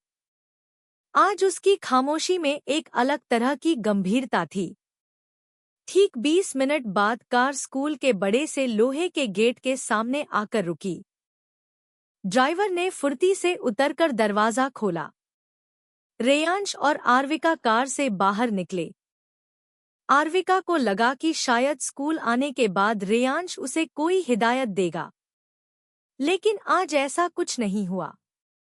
रेयांश अपनी धुन में सीधे अपनी क्लास की बिल्डिंग की तरफ बढ़ गया। आर्विका ने उसकी पीठ को जाते हुए देखा और बुदबुदाई, आज इसे क्या हो गया है? ना तो ध्यान दे रहा है, ना ही कोई बात की। चलो, अच्छा है, मेरे सिर का दर्द कम रहेगा। उसने ज्यादा नहीं सोचा और अपने कंधे पर बैग संभालती हुई अपनी क्लास की तरफ चल पड़ी। जैसे ही आर्विका अपनी क्लास के दरवाजे के पास पहुंची और अंदर कदम रखने वाली थी, तभी अचानक कहीं से जिया दौड़ती हुई आई। उसने आर्विका को सामने देखते ही उसे कसकर गले लगा लिया और चहकते हुए बोली, गुड मॉर्निंग आर्विका, तुम आ गई। मैं कब से तुम्हारा इंतजार कर रही थी।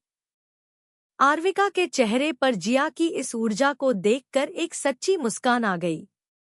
उसने भी जिया की पीठ थपथपाते हुए कहा, गुड मॉर्निंग जिया। चलो, अंदर चलते हैं। दोनों अपनी तय सीटों पर जाकर बैठ गईं। क्लास शुरू होने में अभी कुछ मिनट बाकी थे, इसलिए दोनों सहेलियां आपस में इधर-उधर की बातें करने लगी। जिया उसे शहर के नए कैफे और कल रात देखे एक ड्रामे के बारे में बता रही थी, जबकि आर्विका मुस्कुराते हुए उसकी बातें सुन रही थी। तभी क्लास के दरवाजे पर कदम रखते ही सबके चहेते राघव सर दाखिल हुए। उनके हाथ में कुछ कागज और एक रजिस्टर था। उनके आते ही पूरी क्लास में सन्नाटा छा गया। राघव सर ने टेबल पर अपनी किताबें रखीं, चश्मा ठीक किया और पूरी क्लास पर एक नज़र डालते हुए गंभीर आवाज में बोले, गुड मॉर्निंग स्टूडेंट्स। आज पढ़ाई शुरू करने से पहले मुझे एक बेहद जरूरी अनाउंसमेंट करनी है। सभी बच्चे उत्सुकता से सर की तरफ देखने लगे। राघव सर ने एक नोटिस बोर्ड का कागज हाथ में लेते हुए कहा, अगले हफ्ते हमारे स्कूल में एक बड़ा मैथ्स क्विज कंपटीशन आयोजित होने जा रहा है। यह इंटर स्कूल कंपटीशन है, जिसमें हमारी क्लास यानी 10वीं से लेकर 12वीं तक के छात्र भाग ले सकते हैं। जो भी स्टूडेंट इसमें दिलचस्पी रखता हो, वह कल दोपहर तक स्टाफ रूम में आकर अपना नाम मुझे सबमिट करवा देना। यह सुनते ही क्लास में फुसफुसाहट शुरू हो गई।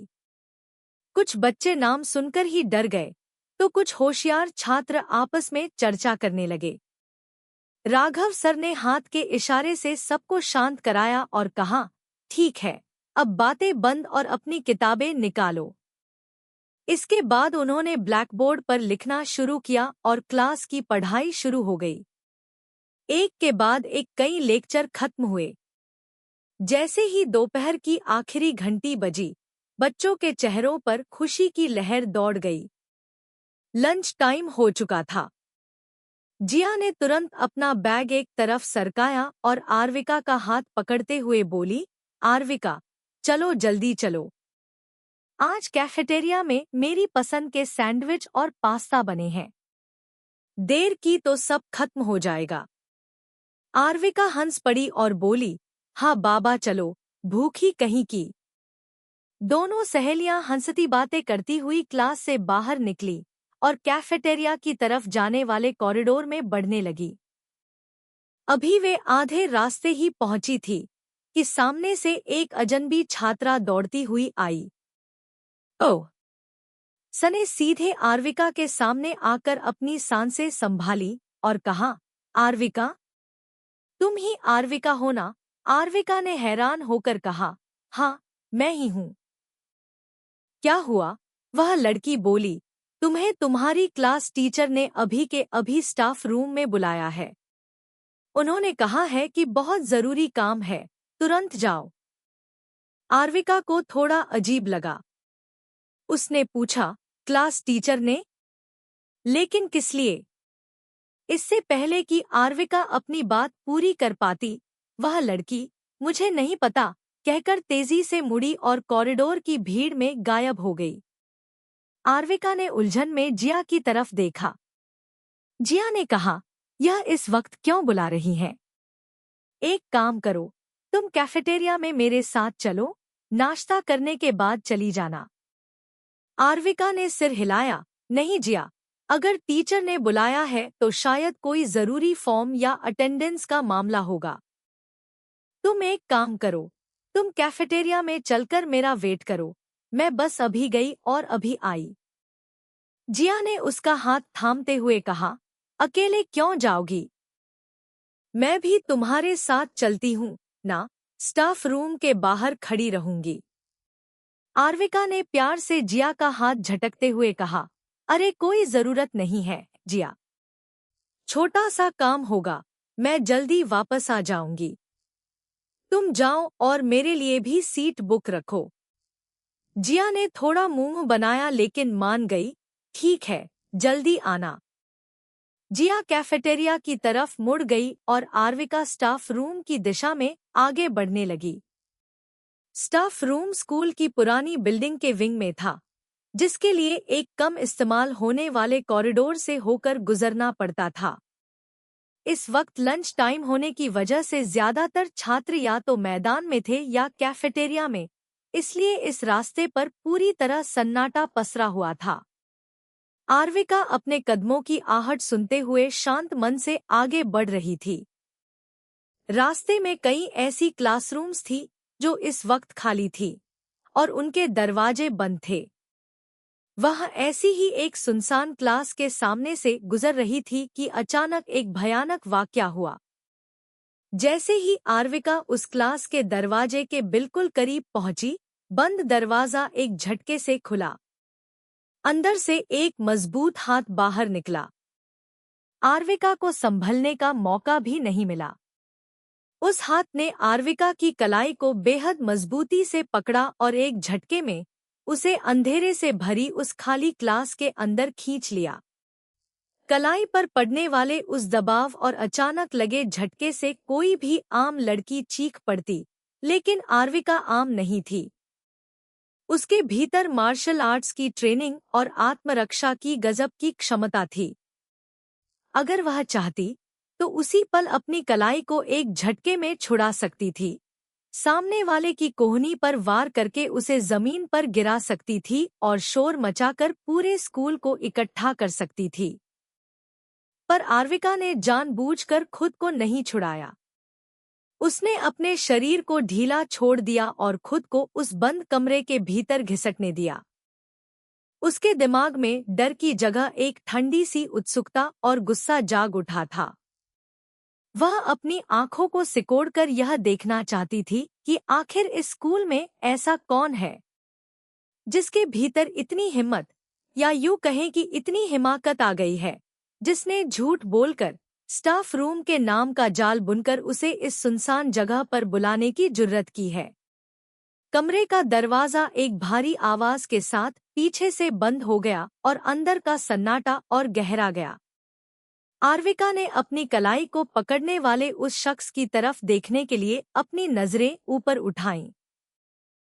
Rebirth of underworld princess, chapter 27 Aaru और पहली जलन। जैसे ही आर्विका की आंखें उस बंद अर्धंधेरे कमरे के माहौल में ढलीं, उसने देखा कि वहां कुल 3 लोग मौजूद थे, 2 लड़के और उनके बीच में खड़ी एक लड़की। उनमें से एक लड़के ने ही आर्विका की कलाई को बेहद मजबूती से जकड़ रखा था। आर्विका के चेहरे पर डर का एक कतरा भी नहीं आया। उसने अपनी कलाई को देखा, फिर अपनी कलाई घुमाई और एक झटके में उस लड़के की पकड़ से खुद को आजाद कर लिया। उसकी कलाई इतनी तेजी और ताकत से छूटी कि वह लड़का 2 कदम पीछे लड़खड़ा गया। आर्विका ने अपनी गहरी बर्फीली निगाहों से उन तीनों को ऊपर से नीचे तक देखा। कमरे का तापमान जैसे अचानक गिर गया हो। उसने अपनी बेहद खतरनाक और ठंडी आवाज में पूछा, तुम लोगों ने मुझे यहाँ झूठ बोलकर क्यों बुलवाया है? तुम्हारी इतनी हिम्मत कैसे हुई? उसकी आवाज में जो एक अलग तरह का कोल्ड ऑरा था, उसने एक पल के लिए उन तीनों के रोंगटे खड़े कर दिए।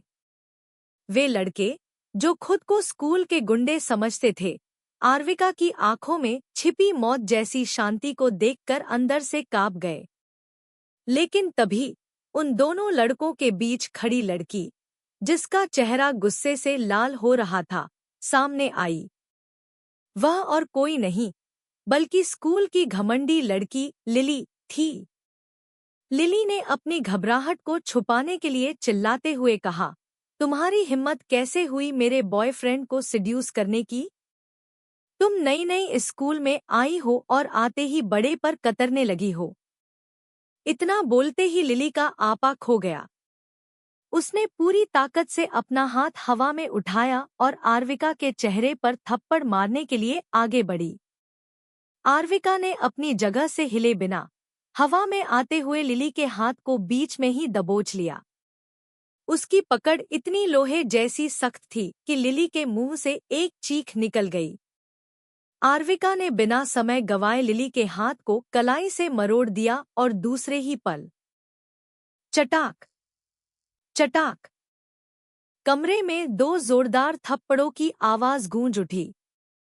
आर्विका ने इतनी ताकत से लिली को थप्पड़ मारे थे कि लिली जमीन पर जा गिरी और दूर तक घिसटती चली गई। वहां खड़े दोनों लड़के इस दृश्य को देखकर सन्न रह गए।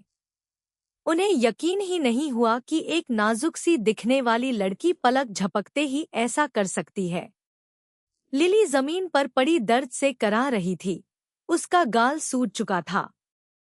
उसने अपनी सूजी हुई आंखों से गुस्से और अपमान में तड़पते हुए दोनों लड़कों की तरफ देखा और चिल्लाई, अरे खड़े खड़े मेरा मुंह क्या देख रहे हो? सबक सिखाओ इस कमीनी बिच्च को। जान से मार दो इसे। दोनों लड़के, जो अब तक हैरान थे, लिली की आवाज सुनकर होश में आए। उन्होंने गुस्से में अपने घूंसे ताने और एक साथ आर्विका पर हमला करने के लिए आगे बढ़े। लेकिन वे नहीं जानते थे कि उनका पाला किससे पड़ा है। आर्विका अपने पिछले जीवन में भी ऐसी ही थी।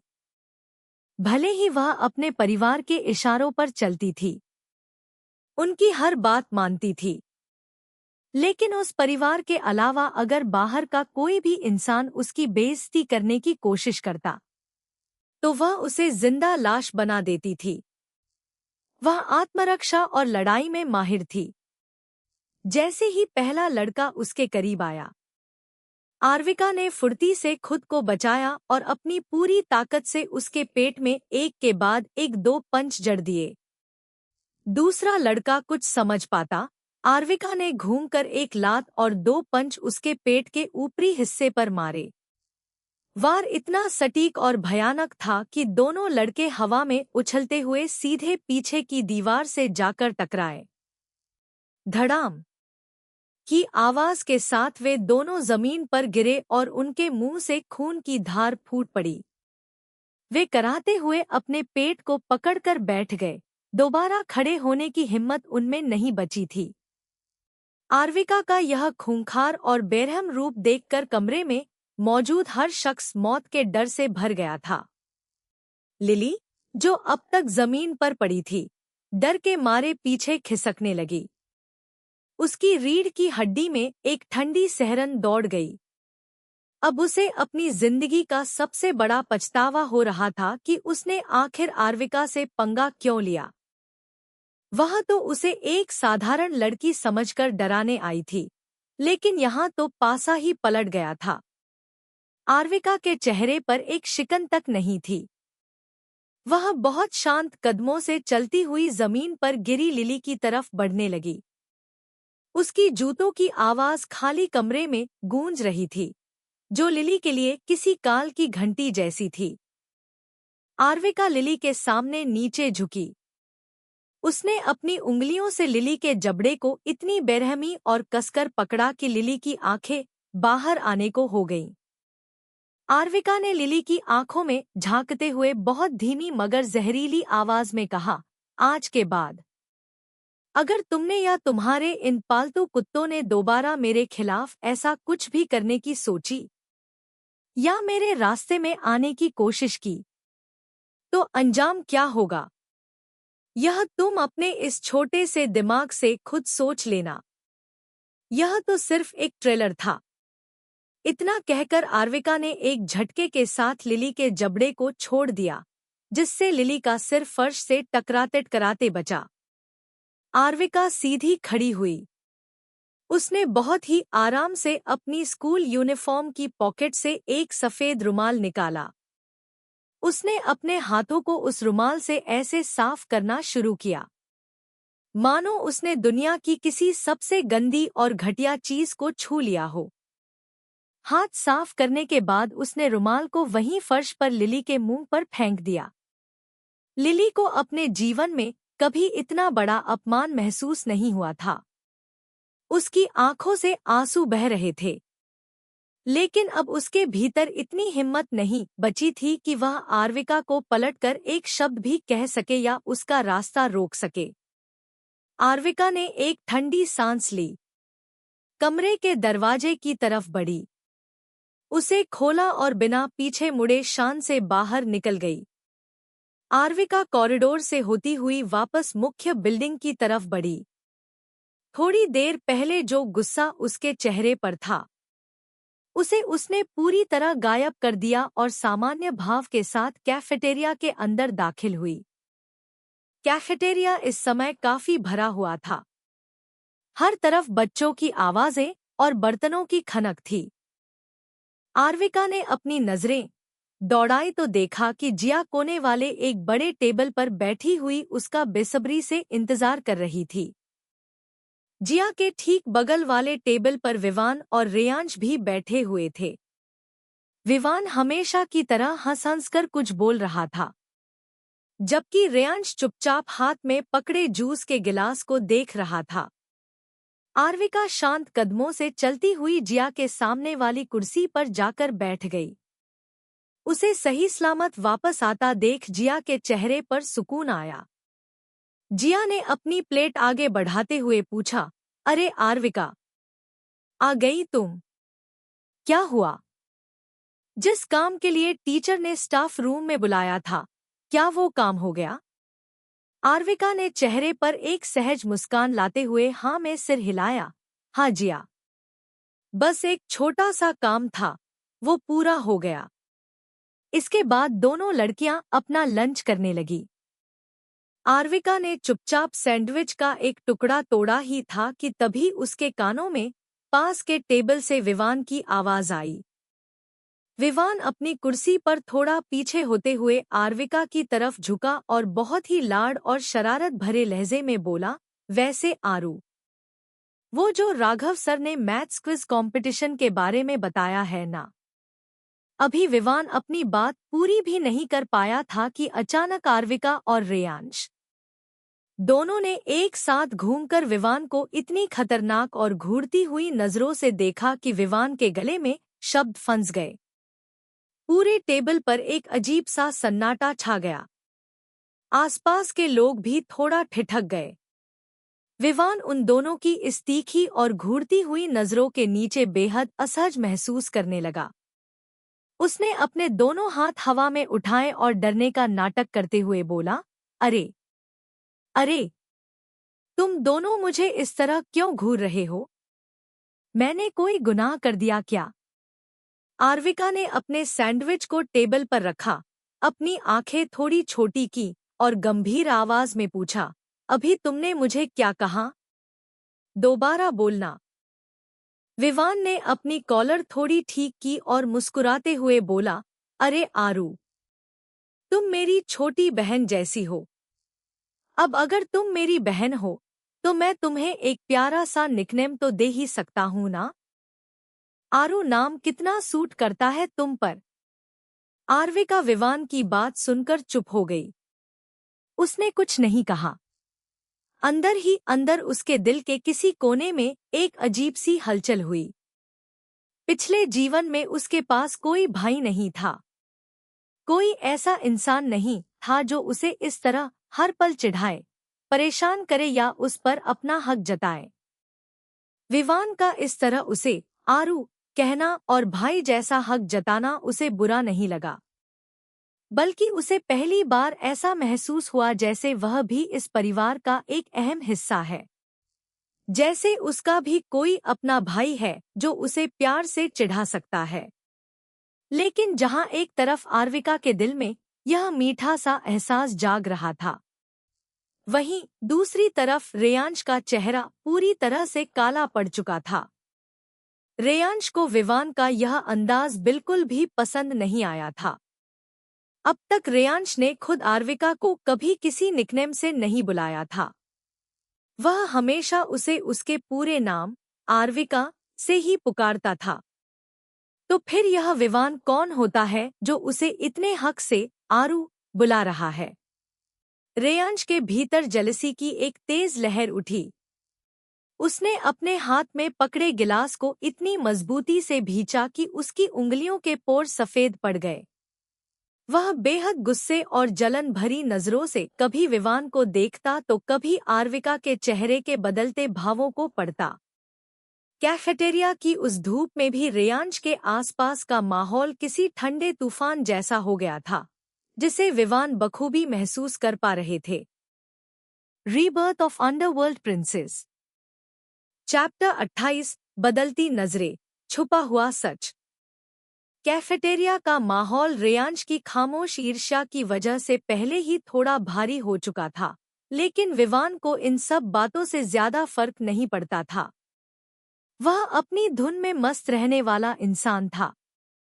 उसने रेयांश के गंभीर चेहरे को नजरअंदाज किया और अपनी कुर्सी को थोड़ा और आरविका की तरफ खिसकाते हुए पूछा, अच्छा आरू, ये सब छोड़ो।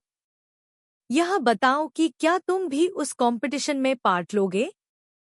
आरविका ने बिना किसी हिचकिचाहट के बहुत ही आत्मविश्वास के साथ अपना सिर हाँ में हिला दिया। उसकी आंखों में एक अलग ही दृढ़ता थी। यह देखकर विवान के चेहरे पर एक बड़ी सी मुस्कान आ गई। उसने ताली बजाते हुए कहा, वाह, यह हुई ना बात। वैसे तुम्हें एक बात बता दूं, रेयांश भाई भी इस कंपटीशन में पार्ट लेंगे। वह हमेशा स्कूल के हर कंपटीशन में फर्स्ट आते हैं। उनके सामने आज तक कोई टिक नहीं पाया है। तो फिर देखते हैं कि इस बार तुम दोनों में से कौन फर्स्ट पोजीशन लाता है। विवान की यह बात सुनते ही आरविका की आंखों में जीत की एक अनोखी चमक आ गई। जीतना हमेशा से आरविका की आदत रही थी। अपने पिछले जीवन में भी उसने कभी हार मानना नहीं सीखा था। चाहे पढ़ाई हो, बिजनेस हो या जिंदगी की कोई और जंग, उसे हमेशा शीर्ष पर रहने की आदत थी। उसने अपनी नजरें घुमाकर एक पल के लिए रेयांश की तरफ देखा, मानो वह मन ही मन उसे चुनौती दे रही हो। रेयांश ने भी अपनी ठंडी निगाहों से उसे देखा, लेकिन उसके चेहरे के भावों को पढ़ पाना हमेशा की तरह नामुमकिन था। बातों ही बातों में लंच टाइम का समय खत्म हो गया। स्कूल की घंटी बजते ही सभी छात्र अपनी अपनी कक्षाओं की तरफ चले गए। जिया और आरविका अपनी क्लास में आ गईं, जबकि रेयांश सीनियर विंग की तरफ बढ़ गए। रेयांश ने आज पूरे दिन आरविका से एक शब्द भी नहीं बोला था। सुबह नाश्ते की टेबल से लेकर स्कूल खत्म होने तक उसने पूरी तरह से आरविका को नजरअंदाज किया था।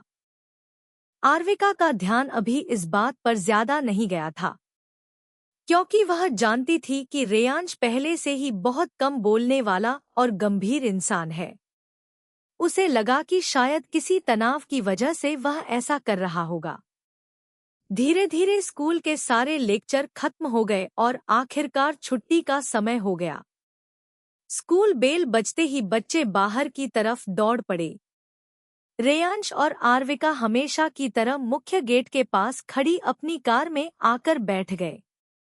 ड्राइवर ने कार स्टार्ट की और वे घर की तरफ निकल गए।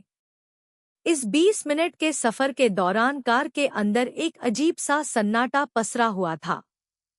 आरविका ने इस बीच कई बार रेयांश से बात करने की सोची। उसने कुछ पूछने के लिए अपना मुंह खोला भी, लेकिन रेयांश या तो खिड़की से बाहर देखता रहा या उसने बहुत ही रूखा सा बर्ताव किया, जिससे आरविका को कोई सीधा जवाब नहीं मिला। रेयांश के इस बर्ताव से आरविका का पारा भी थोड़ा चढ़ गया। अब उसने भी मन में ठान लिया था कि जब तक रेयांश खुद आकर उससे बात नहीं करेगा, वह भी उससे कोई बात नहीं करेगी। आखिर उसका भी अपना एक आत्मसम्मान था। कार ठीक 20 मिनट बाद आलीशान मैंशन के बड़े से लोहे के गेट को पार करती हुई पोर्च में आकर रुकी। गाड़ी रुकते ही आरविका बिना रेयांश का इंतजार किए झटके से उतरी और घर के अंदर चली गई। रेयांश ने उसे जाते हुए देखा, लेकिन वह शांत रहा। उसके मन में क्या चल रहा था, इसका अंदाजा तो भगवान भी नहीं लगा सकता था। वह भी भारी कदमों से अपने कमरे की तरफ बढ़ गया।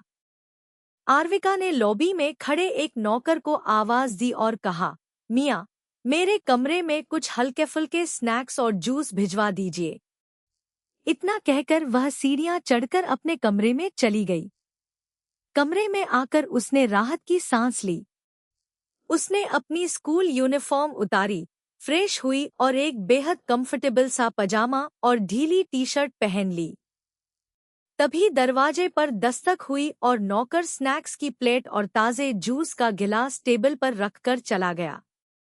आरविका ने अपनी चेयर खींची और स्नैक्स खाते हुए अपना पर्सनल लैपटॉप ऑन कर लिया। दुनिया की नजरों में वह भले ही 15 साल की एक साधारण स्कूल जाने वाली लड़की थी, लेकिन इस बंद कमरे के भीतर वह अपनी खुद की बनाई हुई एक बड़ी कंपनी की बागडोर संभाल रही थी। आर्विका ने स्क्रीन पर अपनी कंपनी के प्रोग्रेस ग्राफ को चेक करना शुरू किया। उसकी कंपनी बहुत ही तेजी से ग्रो कर रही थी। मार्केट में उसकी रणनीतियों की वजह से कंपनी का मुनाफा हर टाइम दोगुना हो रहा था। आंकड़ों को देखते हुए आर्विका के होठों पर एक संतोषजनक मुस्कान आ गई। उसकी कंपनी बहुत जल्द देश की टॉप 10 कंपनियों में शामिल होने वाली थी। फिलहाल उसका एक बेहद महत्वपूर्ण और गुप्त प्रोजेक्ट चल रहा था। अगर वह प्रोजेक्ट बिना किसी रुकावट के पूरा हो जाता, तो उसकी कंपनी को टॉप 10 की लिस्ट में आने से कोई नहीं रोक सकता था। आर्विका अपनी उंगलियों को कीबोर्ड पर चलाते हुए कंपनी के भविष्य के लिए कुछ बेहद ठोस और नए प्लान्स बनाने में मसरूफ हो गई। दूसरी तरफ रेयांश अपने कमरे में आ चुका था। कमरे का माहौल उसकी शख्सियत की तरह ही डार्क और शांत था। उसने आते ही अपने कपड़े बदले, फ्रेश हुआ और एक सादे ब्लैक टी शर्ट और ब्लैक पजामे में आ गया। उसका रंग गोरा था, इसलिए काले कपड़ों में वह और भी ज्यादा गंभीर और आकर्षक लग रहा था। तभी उसके बेड पर रखे फोन पर एक प्राइवेट नंबर से कॉल आने लगी। रेयांश ने बिना समय गंवाए फोन उठाया और उसे अपने कान से लगाया। उसने कोई हेलो नहीं कहा, वह बस शांत रहा। दूसरी तरफ से एक भारी और पेशेवर आवाज आई, यस बॉस। रेयांश ने अपनी बेहद कोल्ड वॉइस में पूछा, मैंने तुम्हें कुछ दिन पहले एक लड़की की पूरी इन्फॉर्मेशन निकालने को कहा था। उस काम का क्या हुआ? क्या उसके बारे में कुछ पता चला कि वह असल में कौन है और कहां से आई है? दूसरी तरफ खड़ा इंसान, जो रेयांश का एक बेहद वफादार और माहिर जासूस था, थोड़ा हिचकिचाया। उसने कहा, बॉस, हमें उसके बारे में इन्फॉर्मेशन तो मिली है, लेकिन ऐसा लग रहा है कि कोई बहुत ही पावरफुल इंसान बैकग्राउंड में काम कर रहा है और उसकी कुछ बेहद जरूरी जानकारियों को जानबूझकर छुपाया या डिलीट किया जा रहा है। रेयांश की आंखें थोड़ी छोटी हो गईं। उसकी आवाज में सख्ती आ गई, तुम्हें जितना पता चला है, उतना बताओ। एक एक डिटेल मुझे अभी के अभी चाहिए। जासूस ने अपनी फाइल खोलते हुए बोलना शुरू किया, बॉस, उस लड़की का पूरा नाम आर्विका मेहरा है। उसकी उम्र 15 साल है और वह अभी स्कूल में क्लास 10 की स्टूडेंट है। उसकी माँ का नाम निहारिका मेहरा था और उसके पिता का नाम विकास मेहरा है। हमें जो सबसे अजीब और बड़ी बात पता चली है वो यह है कि आर्विका की माँ निहारिका मेहरा की आज से ठीक 10 दिन पहले एक सड़क हादसे में मौत हो गई है। रेयांश ने अपनी सांसें थामी और ध्यान से सुनने लगा। जासूस ने आगे कहा, वह हादसा पहली नजर में एक सामान्य एक्सीडेंट लगता है, लेकिन हमारी शुरुआती जांच कहती है कि वह काफी मिस्टीरियस है। निहारिका मेहरा शहर की एक बहुत बड़ी और जानी-मानी बिजनेसवुमन थी। पूरा साम्राज्य उन्हीं के दम पर खड़ा था। वहीं दूसरी तरफ उनके पति विकास मेहरा एक बेहद आम इंसान है। घर और बिजनेस में उनकी कोई खास हैसियत नहीं थी। सबसे बड़ी बात यह है कि विकास मेहरा अपनी सगी बेटी आर्विका को बिल्कुल भी पसंद नहीं करते हैं। उनके बीच बाप बेटी जैसा कोई रिश्ता नहीं है। रेयांश के माथे पर बल पड़ गए।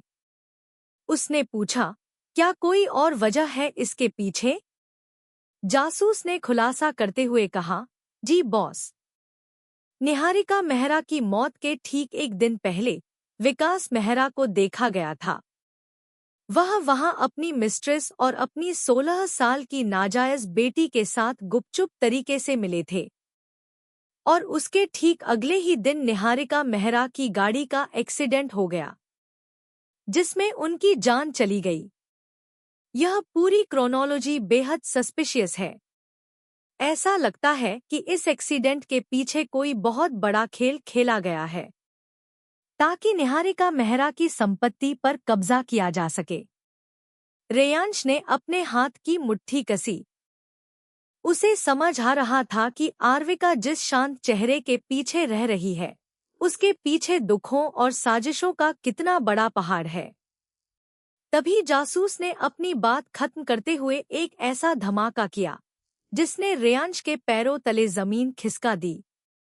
जासूस ने बहुत ही धीमी आवाज में कहा, और बॉस।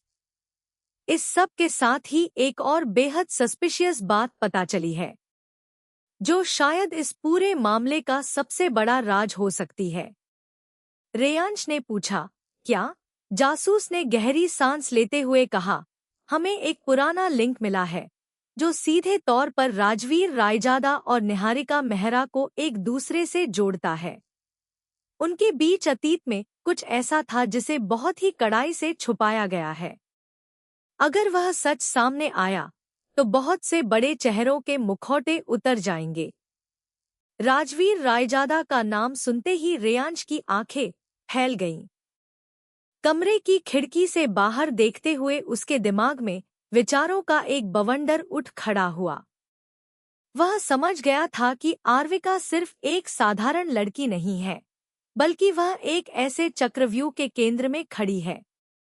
रेयांश इस सच को जानने के बाद आर्विका के प्रति अपना बर्ताव कैसे बदलता है। Rebirth of underworld princess, chapter 29, सबसे बड़ा सच, सबसे मासूम मुस्कान। कमरे के भीतर पसरा सन्नाटा रेयांश की भारी होती सांसों से और भी गहरा हो गया था। जासूस ने जैसे ही राजवीर रायजादा और निहारिका मेहरा के नाम एक साथ लिए, रेयांश का दिमाग तेजी से दौड़ने लगा। उसने अपनी कोल्ड वॉइस बनाए रखते हुए पूछा, साफ साफ बताओ, राजवीर रायजादा और निहारिका मेहरा का एक दूसरे से आखिर कैसा कनेक्शन है? अतीत का ऐसा कौन सा पन्ना है जो तुम मुझसे छुपा रहे हो? दूसरी तरफ से जासूस ने एक लंबी सांस ली और थोड़ा झिझकते हुए कहा, बॉस, यह पूरा मामला उम्मीद से कहीं ज्यादा कॉम्प्लिकेटेड है। ऐसा लगता है जैसे किसी बहुत ही ताकतवर शख्स ने सालों पहले इन सभी सबूतों को मिटाने या छुपाने की पूरी कोशिश की थी। लेकिन हमारी टीम ने काफी गहरी छानबीन की, जिससे हमें पता चला है कि निहारिका मेहरा और राजवीर रायजादा बचपन के बहुत अच्छे दोस्त थे। स्कूल से लेकर कॉलेज तक उन्हें हमेशा एक दूसरे के बेहद करीब देखा गया है। जासूस थोड़ा रुका, फिर उसने अपनी बात आगे बढ़ाई, बॉस, हमें करीब 15 साल पुरानी कुछ बेहद धुंधली सीसीटीवी फुटेज और पुरानी तस्वीरें मिली हैं। उन तस्वीरों को देखकर कोई भी साफ कह सकता है कि उनके बीच का रिश्ता सिर्फ दोस्ती तक सीमित नहीं था। वे उससे कहीं ज्यादा क्लोज थे। और एक और ऐसी बात है जो हमें बहुत ही मुश्किल से पता चली है, जिसे सुनकर आप भी हैरान रह जाएंगे। रेयांश ने फोन को कान से और सटा लिया, क्या बात है? सीधे मुद्दे पर आओ। जासूस ने बेहद दबी आवाज में कहा, बॉस, निहारिका मेहरा की जब विकास मेहरा से शादी हुई थी, उस शादी से पहले ही वह करीब 2 महीने प्रेग्नेंट थी। उन्होंने बहुत ही जल्दबाजी में विकास मेहरा से शादी की थी। रिकॉर्ड्स बताते हैं कि शादी से पहले विकास मेहरा और निहारिका जी के बीच कोई ऐसा रिश्ता या जान पहचान नहीं थी जिससे इतनी जल्दी शादी का फैसला लिया जाए। इन सारे डॉट्स को जोड़ने के बाद मुझे पूरा शक है कि आर्विका असल में विकास मेहरा की नहीं, बल्कि राजवीर रायजादा की बेटी है। शायद यही वजह है कि पिछले 15 सालों से राजवीर रायजादा किसी अदृश्य और मिस्टीरियस पावर की तरह आर्विका को हर खतरे से बचाते आ रहे हैं। अगर आपको इस बात की 100% पुष्टि चाहिए, तो मेरी सलाह होगी कि आप राजवीर और आर्विका का डीएनए टेस्ट करवा लें, क्योंकि दोनों का खून एक हो सकता है। जासूस की यह आखिरी बात सुनते ही रेयांश के पैरों तले जमीन खिसक गई। उसका पूरा शरीर जैसे सुन्न हो गया। उसका दिमाग काम करना बंद कर चुका था। आर्विका, राजवीर रायजादा की बेटी, यानी। उसने बिना कुछ कहे, बिना कोई निर्देश दिए झटके से कॉल कट कर दिया। उसका फोन हाथ से छूटकर बेड पर गिर गया और वह खुद भी सिर पकड़कर वहीं बेड के किनारे बैठ गया। उसके दिमाग में विचारों का एक भयानक बवंडर चल रहा था। यह कैसे मुमकिन हो सकता है? आर्विका, जो इस घर में एक अजनबी की तरह आई थी, जिसके बर्ताव से वह अब तक परेशान रहता था, वह राजवीर रायजादा की बेटी कैसे हो सकती है? रेयांश को अपने जीवन का यह सबसे बड़ा और गहरा झटका लगा था। वह गहरे विचारों के समंदर में डूब गया। दूसरी तरफ आलीशान मैंशन की तीसरी मंजिल पर बने अपने कमरे में आर्विका इन सब बातों से पूरी तरह बेखबर थी। उसने अपने लैपटॉप पर कंपनी का सारा जरूरी काम निपटा लिया था। फ्यूचर प्लान्स और नए प्रोजेक्ट्स की फाइल्स को सुरक्षित सेव करने के बाद उसने एक लंबी अंगड़ाई ली। काफी देर तक लगातार काम करने की वजह से अब उसे थोड़ी बहुत भूख महसूस होने लगी थी। कुछ मीठा खाने की उसकी तीव्र इच्छा हो रही थी। आर्विका ने घड़ी देखी, शाम ढलने वाली थी। वह अपनी कुर्सी से उठी, कमरे का दरवाजा खोला और सीढ़ियों से नीचे की तरफ जाने लगी। उसका कमरा तीसरी मंजिल पर था और जैसे ही वह सीढ़ियां उतरते हुए दूसरी मंजिल पर पहुंची, उसकी नजरें गलियारे के कोने में बने एक बड़े से काले दरवाजे पर जाकर टिक गईं। वह दरवाजा किसी और का नहीं, बल्कि रेयांश का था। आर्विका के कदम अपने आप उस दरवाजे की तरफ बढ़ गए। सुबह से लेकर अब तक रेयांश ने जिस तरह उसे इग्नोर किया था, वह बात कहीं न कहीं आर्विका के दिमाग में खटक रही थी। उसने कुछ पल सोचा, फिर अपने हाथ आगे बढ़ाकर रेयांश के कमरे के दरवाजे पर हल्के से नॉक किया। कमरे के अंदर बेड पर बैठा रेयांश अभी भी आर्विका के उस अतीत और जासूस के खुलासे के बारे में ही सोच रहा था। अचानक दरवाजे पर हुई दस्तक की आवाज से उसका ध्यान टूटा। उसने एक गहरी सांस ली, खुद को संभाला और भारी कदमों से आगे बढ़कर दरवाजा खोल दिया। जैसे ही दरवाजा खुला, सामने आर्विका खड़ी थी। वह अपनी बड़ी बड़ी चंचल आंखों से सीधे रेयांश को ही देख रही थी। लेकिन जैसे ही आर्विका की नजर रेयांश पर पड़ी, वह अपनी जगह पर बिल्कुल ठहर गई। आर्विका ने आज से पहले हमेशा रेयांश को कड़े, सलीके से प्रेस किए हुए 3 पीस सूट या फिर बेहद परफेक्ट स्कूल यूनिफॉर्म में ही देखा था।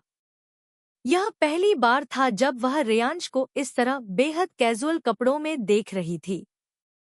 रेयांश ने एक सादी ब्लैक टी-शर्ट और ब्लैक पजामा पहन रखा था। सबसे अलग बात यह थी कि हमेशा सलीके से सेट रहने वाले उसके बाल आज पूरी तरह बिखरे हुए थे, जो उसके माथे पर आ रहे थे। इस बिखरे हुए और बेफिक्र अंदाज में वह जरूरत से ज्यादा हैंडसम और आकर्षक लग रहा था। आर्विका चाहकर भी अपनी नजरें उससे हटा नहीं पा रही थी। वह रेयांश की उन गहरी, डार्क ब्लैक आंखों में जैसे पूरी तरह खो सी गई थी। वहीं दूसरी तरफ रेयांश की हालत भी कुछ अलग नहीं थी। आर्विका को अपने दरवाजे पर देखकर उसके दिल की धड़कन एक पल के लिए रुक गई थी। आर्विका के चेहरे की मासूमियत और उसकी खूबसूरत हेजल आंखें इस वक्त बेहद प्यारी लग रही थी। रेयांश खुद भी कुछ पलों के लिए उसकी उन आंखों की गहराई में डूब गया। जासूस की कई बातें उसके दिमाग में गूंज रही थी, लेकिन सामने खड़ी लड़की की मासूमियत के आगे वो सारे राज फीके पड़ रहे थे। हालांकि रेयांश ने जल्दी से खुद पर काबू पाया और अपनी भावनाओं को छुपाते हुए थोड़े रूखे और गंभीर लहजे में पूछा, तुम इस वक्त यहाँ क्या कर रही हो? मेरे कमरे के बाहर क्यों खड़ी हो? आर्विका ने अपनी पलकें झपकाईं और रेयांश की आवाज से होश में आते हुए अपने होठों को थोड़ा सिकोड़ा और बोली, मुझे आइसक्रीम खानी है। रेयांश ने अविश्वास से उसे देखा, अपनी एक भौं उठाई और बेहद सपाट लहजे में कहा, तुम्हें आइसक्रीम खानी है तो इसमें मैं क्या करूं? क्या अब मैं तुम्हें अपने हाथों से आइसक्रीम खिलाऊं? आर्विका ने तुरंत अपना सिरना में हिलाया और एक शरारती मुस्कान के साथ बोली, अरे नहीं नहीं, मुझे तुम्हारे हाथ से नहीं खानी। मुझे बाहर जाकर उस आइसक्रीम पार्लर से आइसक्रीम खानी है। और बड़ी बात यह है कि तुम भी मेरे साथ चलोगे। आज मेरी तरफ से तुम्हें ट्रीट है। रेयांश ने हैरान होकर पूछा, ट्रीट? किस खुशी में? आर्विका ने हंसते हुए कहा, ताकि तुम जो सुबह से अपना मुंह फुलाकर पूरे घर में घूम रहे हो ना, वो थोड़ा सही हो सके। तुम्हारा मूड देखकर पूरा घर डर जाता है। रेयांश ने अचरज में अपनी उंगली अपनी ही तरफ पॉइंट करते हुए कहा, क्या? मैं मुंह फुलाकर घूम रहा था? आर्विका ने बड़े हक से हाँ में सिर हिलाया, और क्या? नहीं तो क्या? सुबह से एक शब्द नहीं बोला तुमने। चलो अब ज्यादा नखरे मत दिखाओ। इतना बोलते ही आर्विका ने बिना सोचे समझे आगे बढ़कर रेयांश का हाथ थाम लिया। उसकी छोटी और नाजुक उंगलियों ने रेयांश के मजबूत हाथ को कड़ाही से पकड़ा और वह उसे खींचते हुए सीढ़ियों की तरफ ले जाने लगी। रेयांश ने अभी कुछ कहने के लिए अपना मुंह खोला ही था, लेकिन तभी उसकी नजर आर्विका के चेहरे पर खिली उस बेहद खूबसूरत, बेफिक्र मुस्कान और उसकी चंचल आंखों पर पड़ी। सुबह से उसने आर्विका की तरफ मुड़कर देखा भी नहीं था।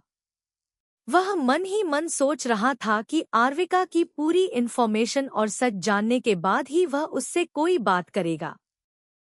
लेकिन उसे बिल्कुल अंदाजा नहीं था कि आर्विका की पहचान के पीछे इतना बड़ा और गहरा राज निकलेगा। इस वक्त आर्विका को इस तरह खुश और हंसते हुए देखकर रेयांश के दिल का कठोर हिस्सा पिघलने लगा। वह आर्विका के चेहरे से इस मासूम मुस्कान को, इस बेफिक्री को कभी दूर नहीं करना चाहता था। लेकिन इस पल में आर्विका की यह खुशी उसके लिए सबसे बढ़कर थी। रेयांश ने अपना हाथ छुड़ाने की कोई कोशिश नहीं की। वह चुपचाप, बिना किसी विरोध के, आर्विका के कदमों के साथ कदम मिलाते हुए सीढ़ियों से नीचे की तरफ चलने लगा। Rebirth of underworld princess, chapter 30। भाई या कुछ और। घर के बाहर आलीशान पोर्च में आकर जब दोनों खड़े हुए, तो रेयांश ने ड्राइवर को आराम करने का इशारा किया और खुद कार की चाबी अपने हाथ में ले ली। आज गाड़ी रेयांश खुद चलाने वाला था। आर्विका ने जब यह देखा तो उसके चेहरे पर एक हल्की सी हैरानी आई, लेकिन वह चुप रही। दरअसल आर्विका का मन तो आज बिल्कुल अकेले बाहर जाने का था। वह चाहती थी कि कुछ वक्त खुद के साथ बिताए। लेकिन घर से निकलने से पहले राजवीर जी ने उसे बहुत ही सख्त लहजे में हिदायत दी थी कि वह रेयांश के बिना इस शहर में कहीं भी अकेले बाहर कदम नहीं रखेगी। सुरक्षा के लिहाज से यह बेहद जरूरी था। इसलिए उसने रेयांश को साथ ले जाने का मन बनाया। वहीं दूसरी तरफ रेयांश जब ड्राइविंग सीट पर बैठा तो उसका दिल एक अलग ही रफ्तार से धड़क रहा था। उसने स्टीयरिंग व्हील को कसकर पकड़ा और मन ही मन सोचने लगा, आर्विका ने आज खास तौर पर मुझे अपने साथ चलने के लिए इनवाइट किया है। वह मेरे साथ बाहर जाना चाहती है। लेकिन इस खुशी के पीछे जासूस की कही हुई बातें उसके दिमाग में रह रहकर गूंज रही थी। अगर जासूस की बात सच है, अगर आर्विका राजवीर की ही बेटी है, तो जब इसे यह पूरा सच पता चलेगा, तब इसका क्या रिएक्शन होगा? क्या इसकी यह बेफिक्र मुस्कान गायब हो जाएगी? इन अनगिनत सवालों का रेयांश के पास कोई जवाब नहीं था। रेयांश ने कार स्टार्ट की, गियर बदला और गाड़ी मैंशन के बड़े गेट से बाहर निकलकर मुख्य सड़क पर दौड़ने लगी। शाम की ढलती हुई धूप और ठंडी हवाओं के बीच दोनों अपनी जिंदगी की इस पहली अनऑफिशियल आइसक्रीम डेट पर निकल चुके थे। पूरे रास्ते दोनों के बीच कोई खास बात नहीं हुई, लेकिन गाड़ी के भीतर का सन्नाटा आज भारी नहीं था, बल्कि उसमें एक अजीब सी शांति थी। ठीक 15 मिनट के सफर के बाद रेयांश ने कार को शहर के एक बेहद मशहूर और शांत आइसक्रीम पार्लर के बाहर लाकर रोक दिया। गाड़ी रुकते ही दोनों बाहर निकले। यह पार्लर अपनी बेहतरीन सर्विस और खूबसूरत बनावट के लिए जाना जाता था। जैसे ही वे दोनों अंदर दाखिल हुए, रेयांश की नजरें आसपास की भीड़ पर गईं। वह नहीं चाहता था कि आर्विका के साथ बिताए जाने वाले इस वक्त में कोई भी बाहरी इंसान दखल दे या उन्हें घूरे। इसलिए रेयांश ने सीधे काउंटर पर जाकर वहां के मैनेजर से बात की और अपने लिए एक स्पेशल प्राइवेट रूम बुक कर लिया। मैनेजर ने अदब से सिर झुकाया और उन्हें उस कमरे की तरफ ले गया। जब वे कमरे के अंदर पहुंचे, तो आर्विका की आंखें उस कमरे की खूबसूरती को देखकर चमक उठीं। वह कमरा वाकई बहुत ही खूबसूरती से डिजाइन किया गया था। पूरे कमरे का फर्श सफेद संगमरमर से बना था, जो रोशनी में चमक रहा था। दीवारों पर हल्के और शांत रंगों की नक्काशी थी। कमरे के बिल्कुल बीचों बीच एक सुंदर सी कांच की टेबल रखी थी, जिसके आसपास सिर्फ 2 कुर्सियां सजी हुई थी। यह जगह पूरी दुनिया के शोर शराबे से दूर, बेहद निजी और सुकून देने वाली थी। रेयांश और आर्विका एक दूसरे के आमने सामने उन कुर्सियों पर बैठ गए। कमरे का शांत माहौल दोनों के बीच के खिंचाव को और बढ़ा रहा था। तभी कमरे के दरवाजे पर हल्की सी दस्तक हुई और एक वेटर अंदर दाखिल हुआ। उसकी उम्र मुश्किल से 20 साल के आसपास रही होगी। उसके हाथ में 2 मेन्यू कार्ड थे। उसने बेहद तमीज से झुककर एक मेन्यू कार्ड रेयांश को और दूसरा आर्विका के सामने टेबल पर रख दिया। आर्विका ने मेन्यू कार्ड को खोला भी नहीं। उसने सीधे वेटर की तरफ देखा और बहुत ही उत्साह के साथ बोली, मेरे लिए 4 चॉकलेट आइसक्रीम लेकर आइए। अलग अलग फ्लेवर के स्कूप्स होने चाहिए। आर्विका को चॉकलेट बेहद पसंद थी और आज उसका मूड पूरी तरह से मीठा खाने का था। वेटर ने मुस्कुराते हुए उसका ऑर्डर अपनी डायरी में नोट किया। फिर उसने अपनी नजरें घुमाकर रेयांश की तरफ देखा, जो चुपचाप आर्विका को ही देख रहा था। वेटर ने पूछा, और आपके लिए सर? रेयांश ने बहुत ही सपाट और ठंडी आवाज में कहा, सिर्फ एक चॉकलेट आइसक्रीम। सच तो यह था कि रेयांश को मीठा या आइसक्रीम ज्यादा पसंद नहीं थी। वह यहाँ सिर्फ और सिर्फ आर्विका की जिद और उसकी खुशी की वजह से आया था, वरना वह कभी ऐसी जगहों पर कदम भी नहीं रखता। वेटर ने ऑर्डर पूरा लिखने के बाद डायरी बंद की। आर्विका के चेहरे की मासूमियत और उसकी चंचलता को देखकर वेटर के चेहरे पर एक स्वाभाविक और प्यारी सी मुस्कान आ गई। आर्विका ने भी बहुत ही शिष्टता के साथ बदले में उसे एक छोटी सी स्माइल पास कर दी। आर्विका का उस अनजान वेटर को देखकर मुस्कुराना रेयांश को बिल्कुल रास नहीं आया। उसके भीतर गुस्से की एक तेज चिंगारी भड़क उठी। उसकी आंखें ठंडी पड़ गईं और उसने वेटर को घूरना शुरू कर दिया।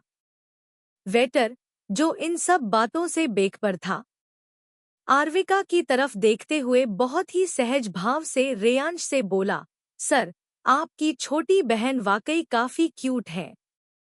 छोटी बहन, ये 2 शब्द सुनते ही रेयांश का बचा-कुचा कंट्रोल भी पूरी तरह से खत्म हो गया। सुबह से विवान का उसे आरू कहना और अब इस वेटर का उसे छोटी बहन बुलाना रेयांश के बर्दाश्त की सीमा से बाहर हो चुका था। उसका गुस्सा 7वें आसमान पर पहुंच गया। जासूस की बातें पहले ही उसके दिमाग में जहर घोल रही थी, और अब इस अनजान शख्स की जुबान से यह शब्द सुनना उसके दिल में सुइयां चुभने जैसा था। रेयांश के चेहरे के भाव इतने हिंसक और ठंडे हो गए कि कमरे का पूरा तापमान जैसे जम सा गया। इससे पहले कि रेयांश अपनी कुर्सी से खड़ा होकर उस वेटर की कॉलर पकड़ता या उसे नौकरी से निकलवाने की धमकी देता, आर्विका ने रेयांश के बदलते तेवर को भांप लिया। उसने तुरंत हवा में अपना हाथ उठाया और वेटर को बाहर जाने का इशारा करते हुए बहुत ही शांत आवाज में कहा, ठीक है, आप प्लीज हमारा ऑर्डर जल्दी लेकर आइए। वेटर को भी अचानक महसूस हुआ कि कमरे की हवा बहुत भारी और ठंडी हो चुकी है। सामने बैठे उस रईस और हैंडसम लड़के की आंखों में उसे साफ तौर पर मौत का पैगाम नजर आ रहा था। वह अंदर से पूरी तरह डर गया। उसने बिना कोई और बात किए जल्दी से सिर झुकाया और कमरे से बाहर भाग गया। वेटर के जाते ही कमरे का दरवाजा बंद हो गया। आर्विका ने अपनी नजरें उठाईं और सीधे रेयांश की तरफ देखा। रेयांश इस वक्त गुस्से से पूरी तरह लाल हो रहा था। उसकी सांसें भारी थी और उसकी आंखें आर्विका पर ही टिकी हुई थी। अचानक रेयांश अपनी जगह से खड़ा हुआ। उसके कदम बहुत भारी और डरावने थे। वह टेबल के चक्कर काटता हुआ सीधा आर्विका की चेयर के पास आकर रुक गया। आर्विका ने अपनी गर्दन थोड़ी ऊपर उठाई। रेयांश ने बिना कोई समय गंवाए अपना एक हाथ आर्विका की चेयर के पिछले हिस्से पर बहुत मजबूती से टिका दिया। वह थोड़ा नीचे झुका, इतना नीचे कि उसका चेहरा आर्विका के चेहरे से महज कुछ इंच की दूरी पर आ गया। आर्विका को अपने चेहरे पर रेयांश की गर्म और भारी सांसें महसूस हो रही थी। रेयांश ने अपनी गहरी, जुनूनी और गुस्से से भरी आंखों को आर्विका की आंखों में गाड़ते हुए बहुत ही धीमी मगर कांपती हुई आवाज में पूछा, क्या क्या तुम भी मुझे उन सब की तरह अपना भाई समझती हो? क्या मैं तुम्हारे लिए सिर्फ एक भाई हूँ? रेयांश के इस अचानक हुए हमले और इस सीधे सवाल पर कोई भी लड़की बुरी तरह घबरा जाती या पीछे हट जाती, लेकिन आर्विका अपनी जगह से एक इंच भी नहीं हिली। उसने रेयांश की आंखों में छिपे उस पागलपन और जुनून को देखा। उसके होठों के कोने धीरे धीरे ऊपर उठे और उसने रेयांश के सामने एक बेहद मिस्टीरियस मुस्कान पास कर दी।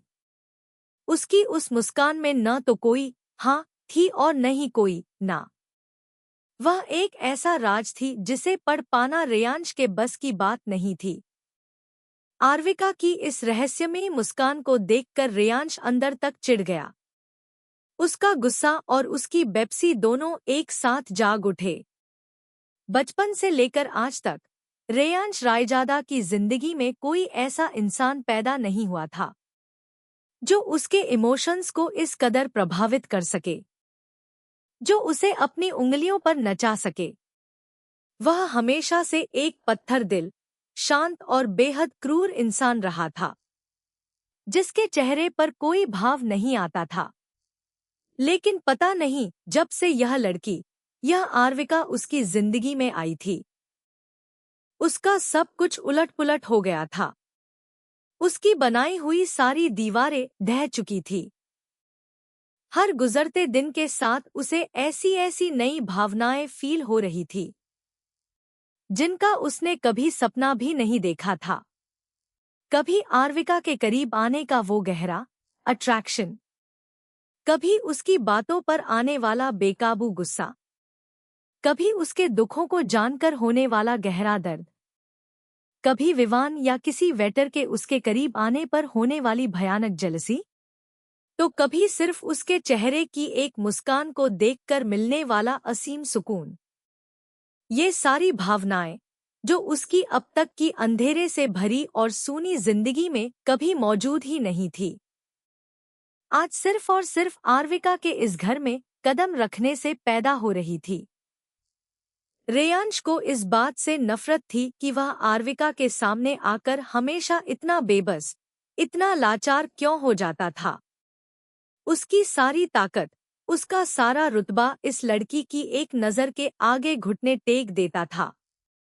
रेयांश अपनी सांसों को काबू करने की कोशिश कर रहा था। वह बस एकटक अपनी आंखों में दुनिया भर का जुनून और दीवानगी लिए आर्विका के उस खूबसूरत चेहरे और उसकी उन रहस्यमयी आंखों को देख रहा था, मानो वह उस मुस्कान के पीछे छिपे सच को हमेशा के लिए अपने भीतर कैद कर लेना चाहता हो। कमरे में सिर्फ उन दोनों की सांसों की आवाज गूंज रही थी और बाहर आइसक्रीम के आने का इंतजार हो रहा था। अगर आपको रीबर्थ ऑफ अंडरवर्ल्ड प्रिंसेस की कहानी पसंद आ रही है तो वीडियो को लाइक करें, चैनल को सब्सक्राइब करें और बेल आइकन जरूर दबाएं ताकि आने वाले सभी नए चैप्टर आप सबसे पहले देख सकें। कमेंट करके जरूर बताइए कि आज के एपिसोड का आपका पसंदीदा सीन कौन सा था और आगे कहानी में आप क्या देखना चाहते हैं। आपका हर लाइक, कमेंट और शेयर हमें इस कहानी को आगे बढ़ाने की प्रेरणा देता है। मिलते हैं अगले रोमांचक चैप्टर में। धन्यवाद।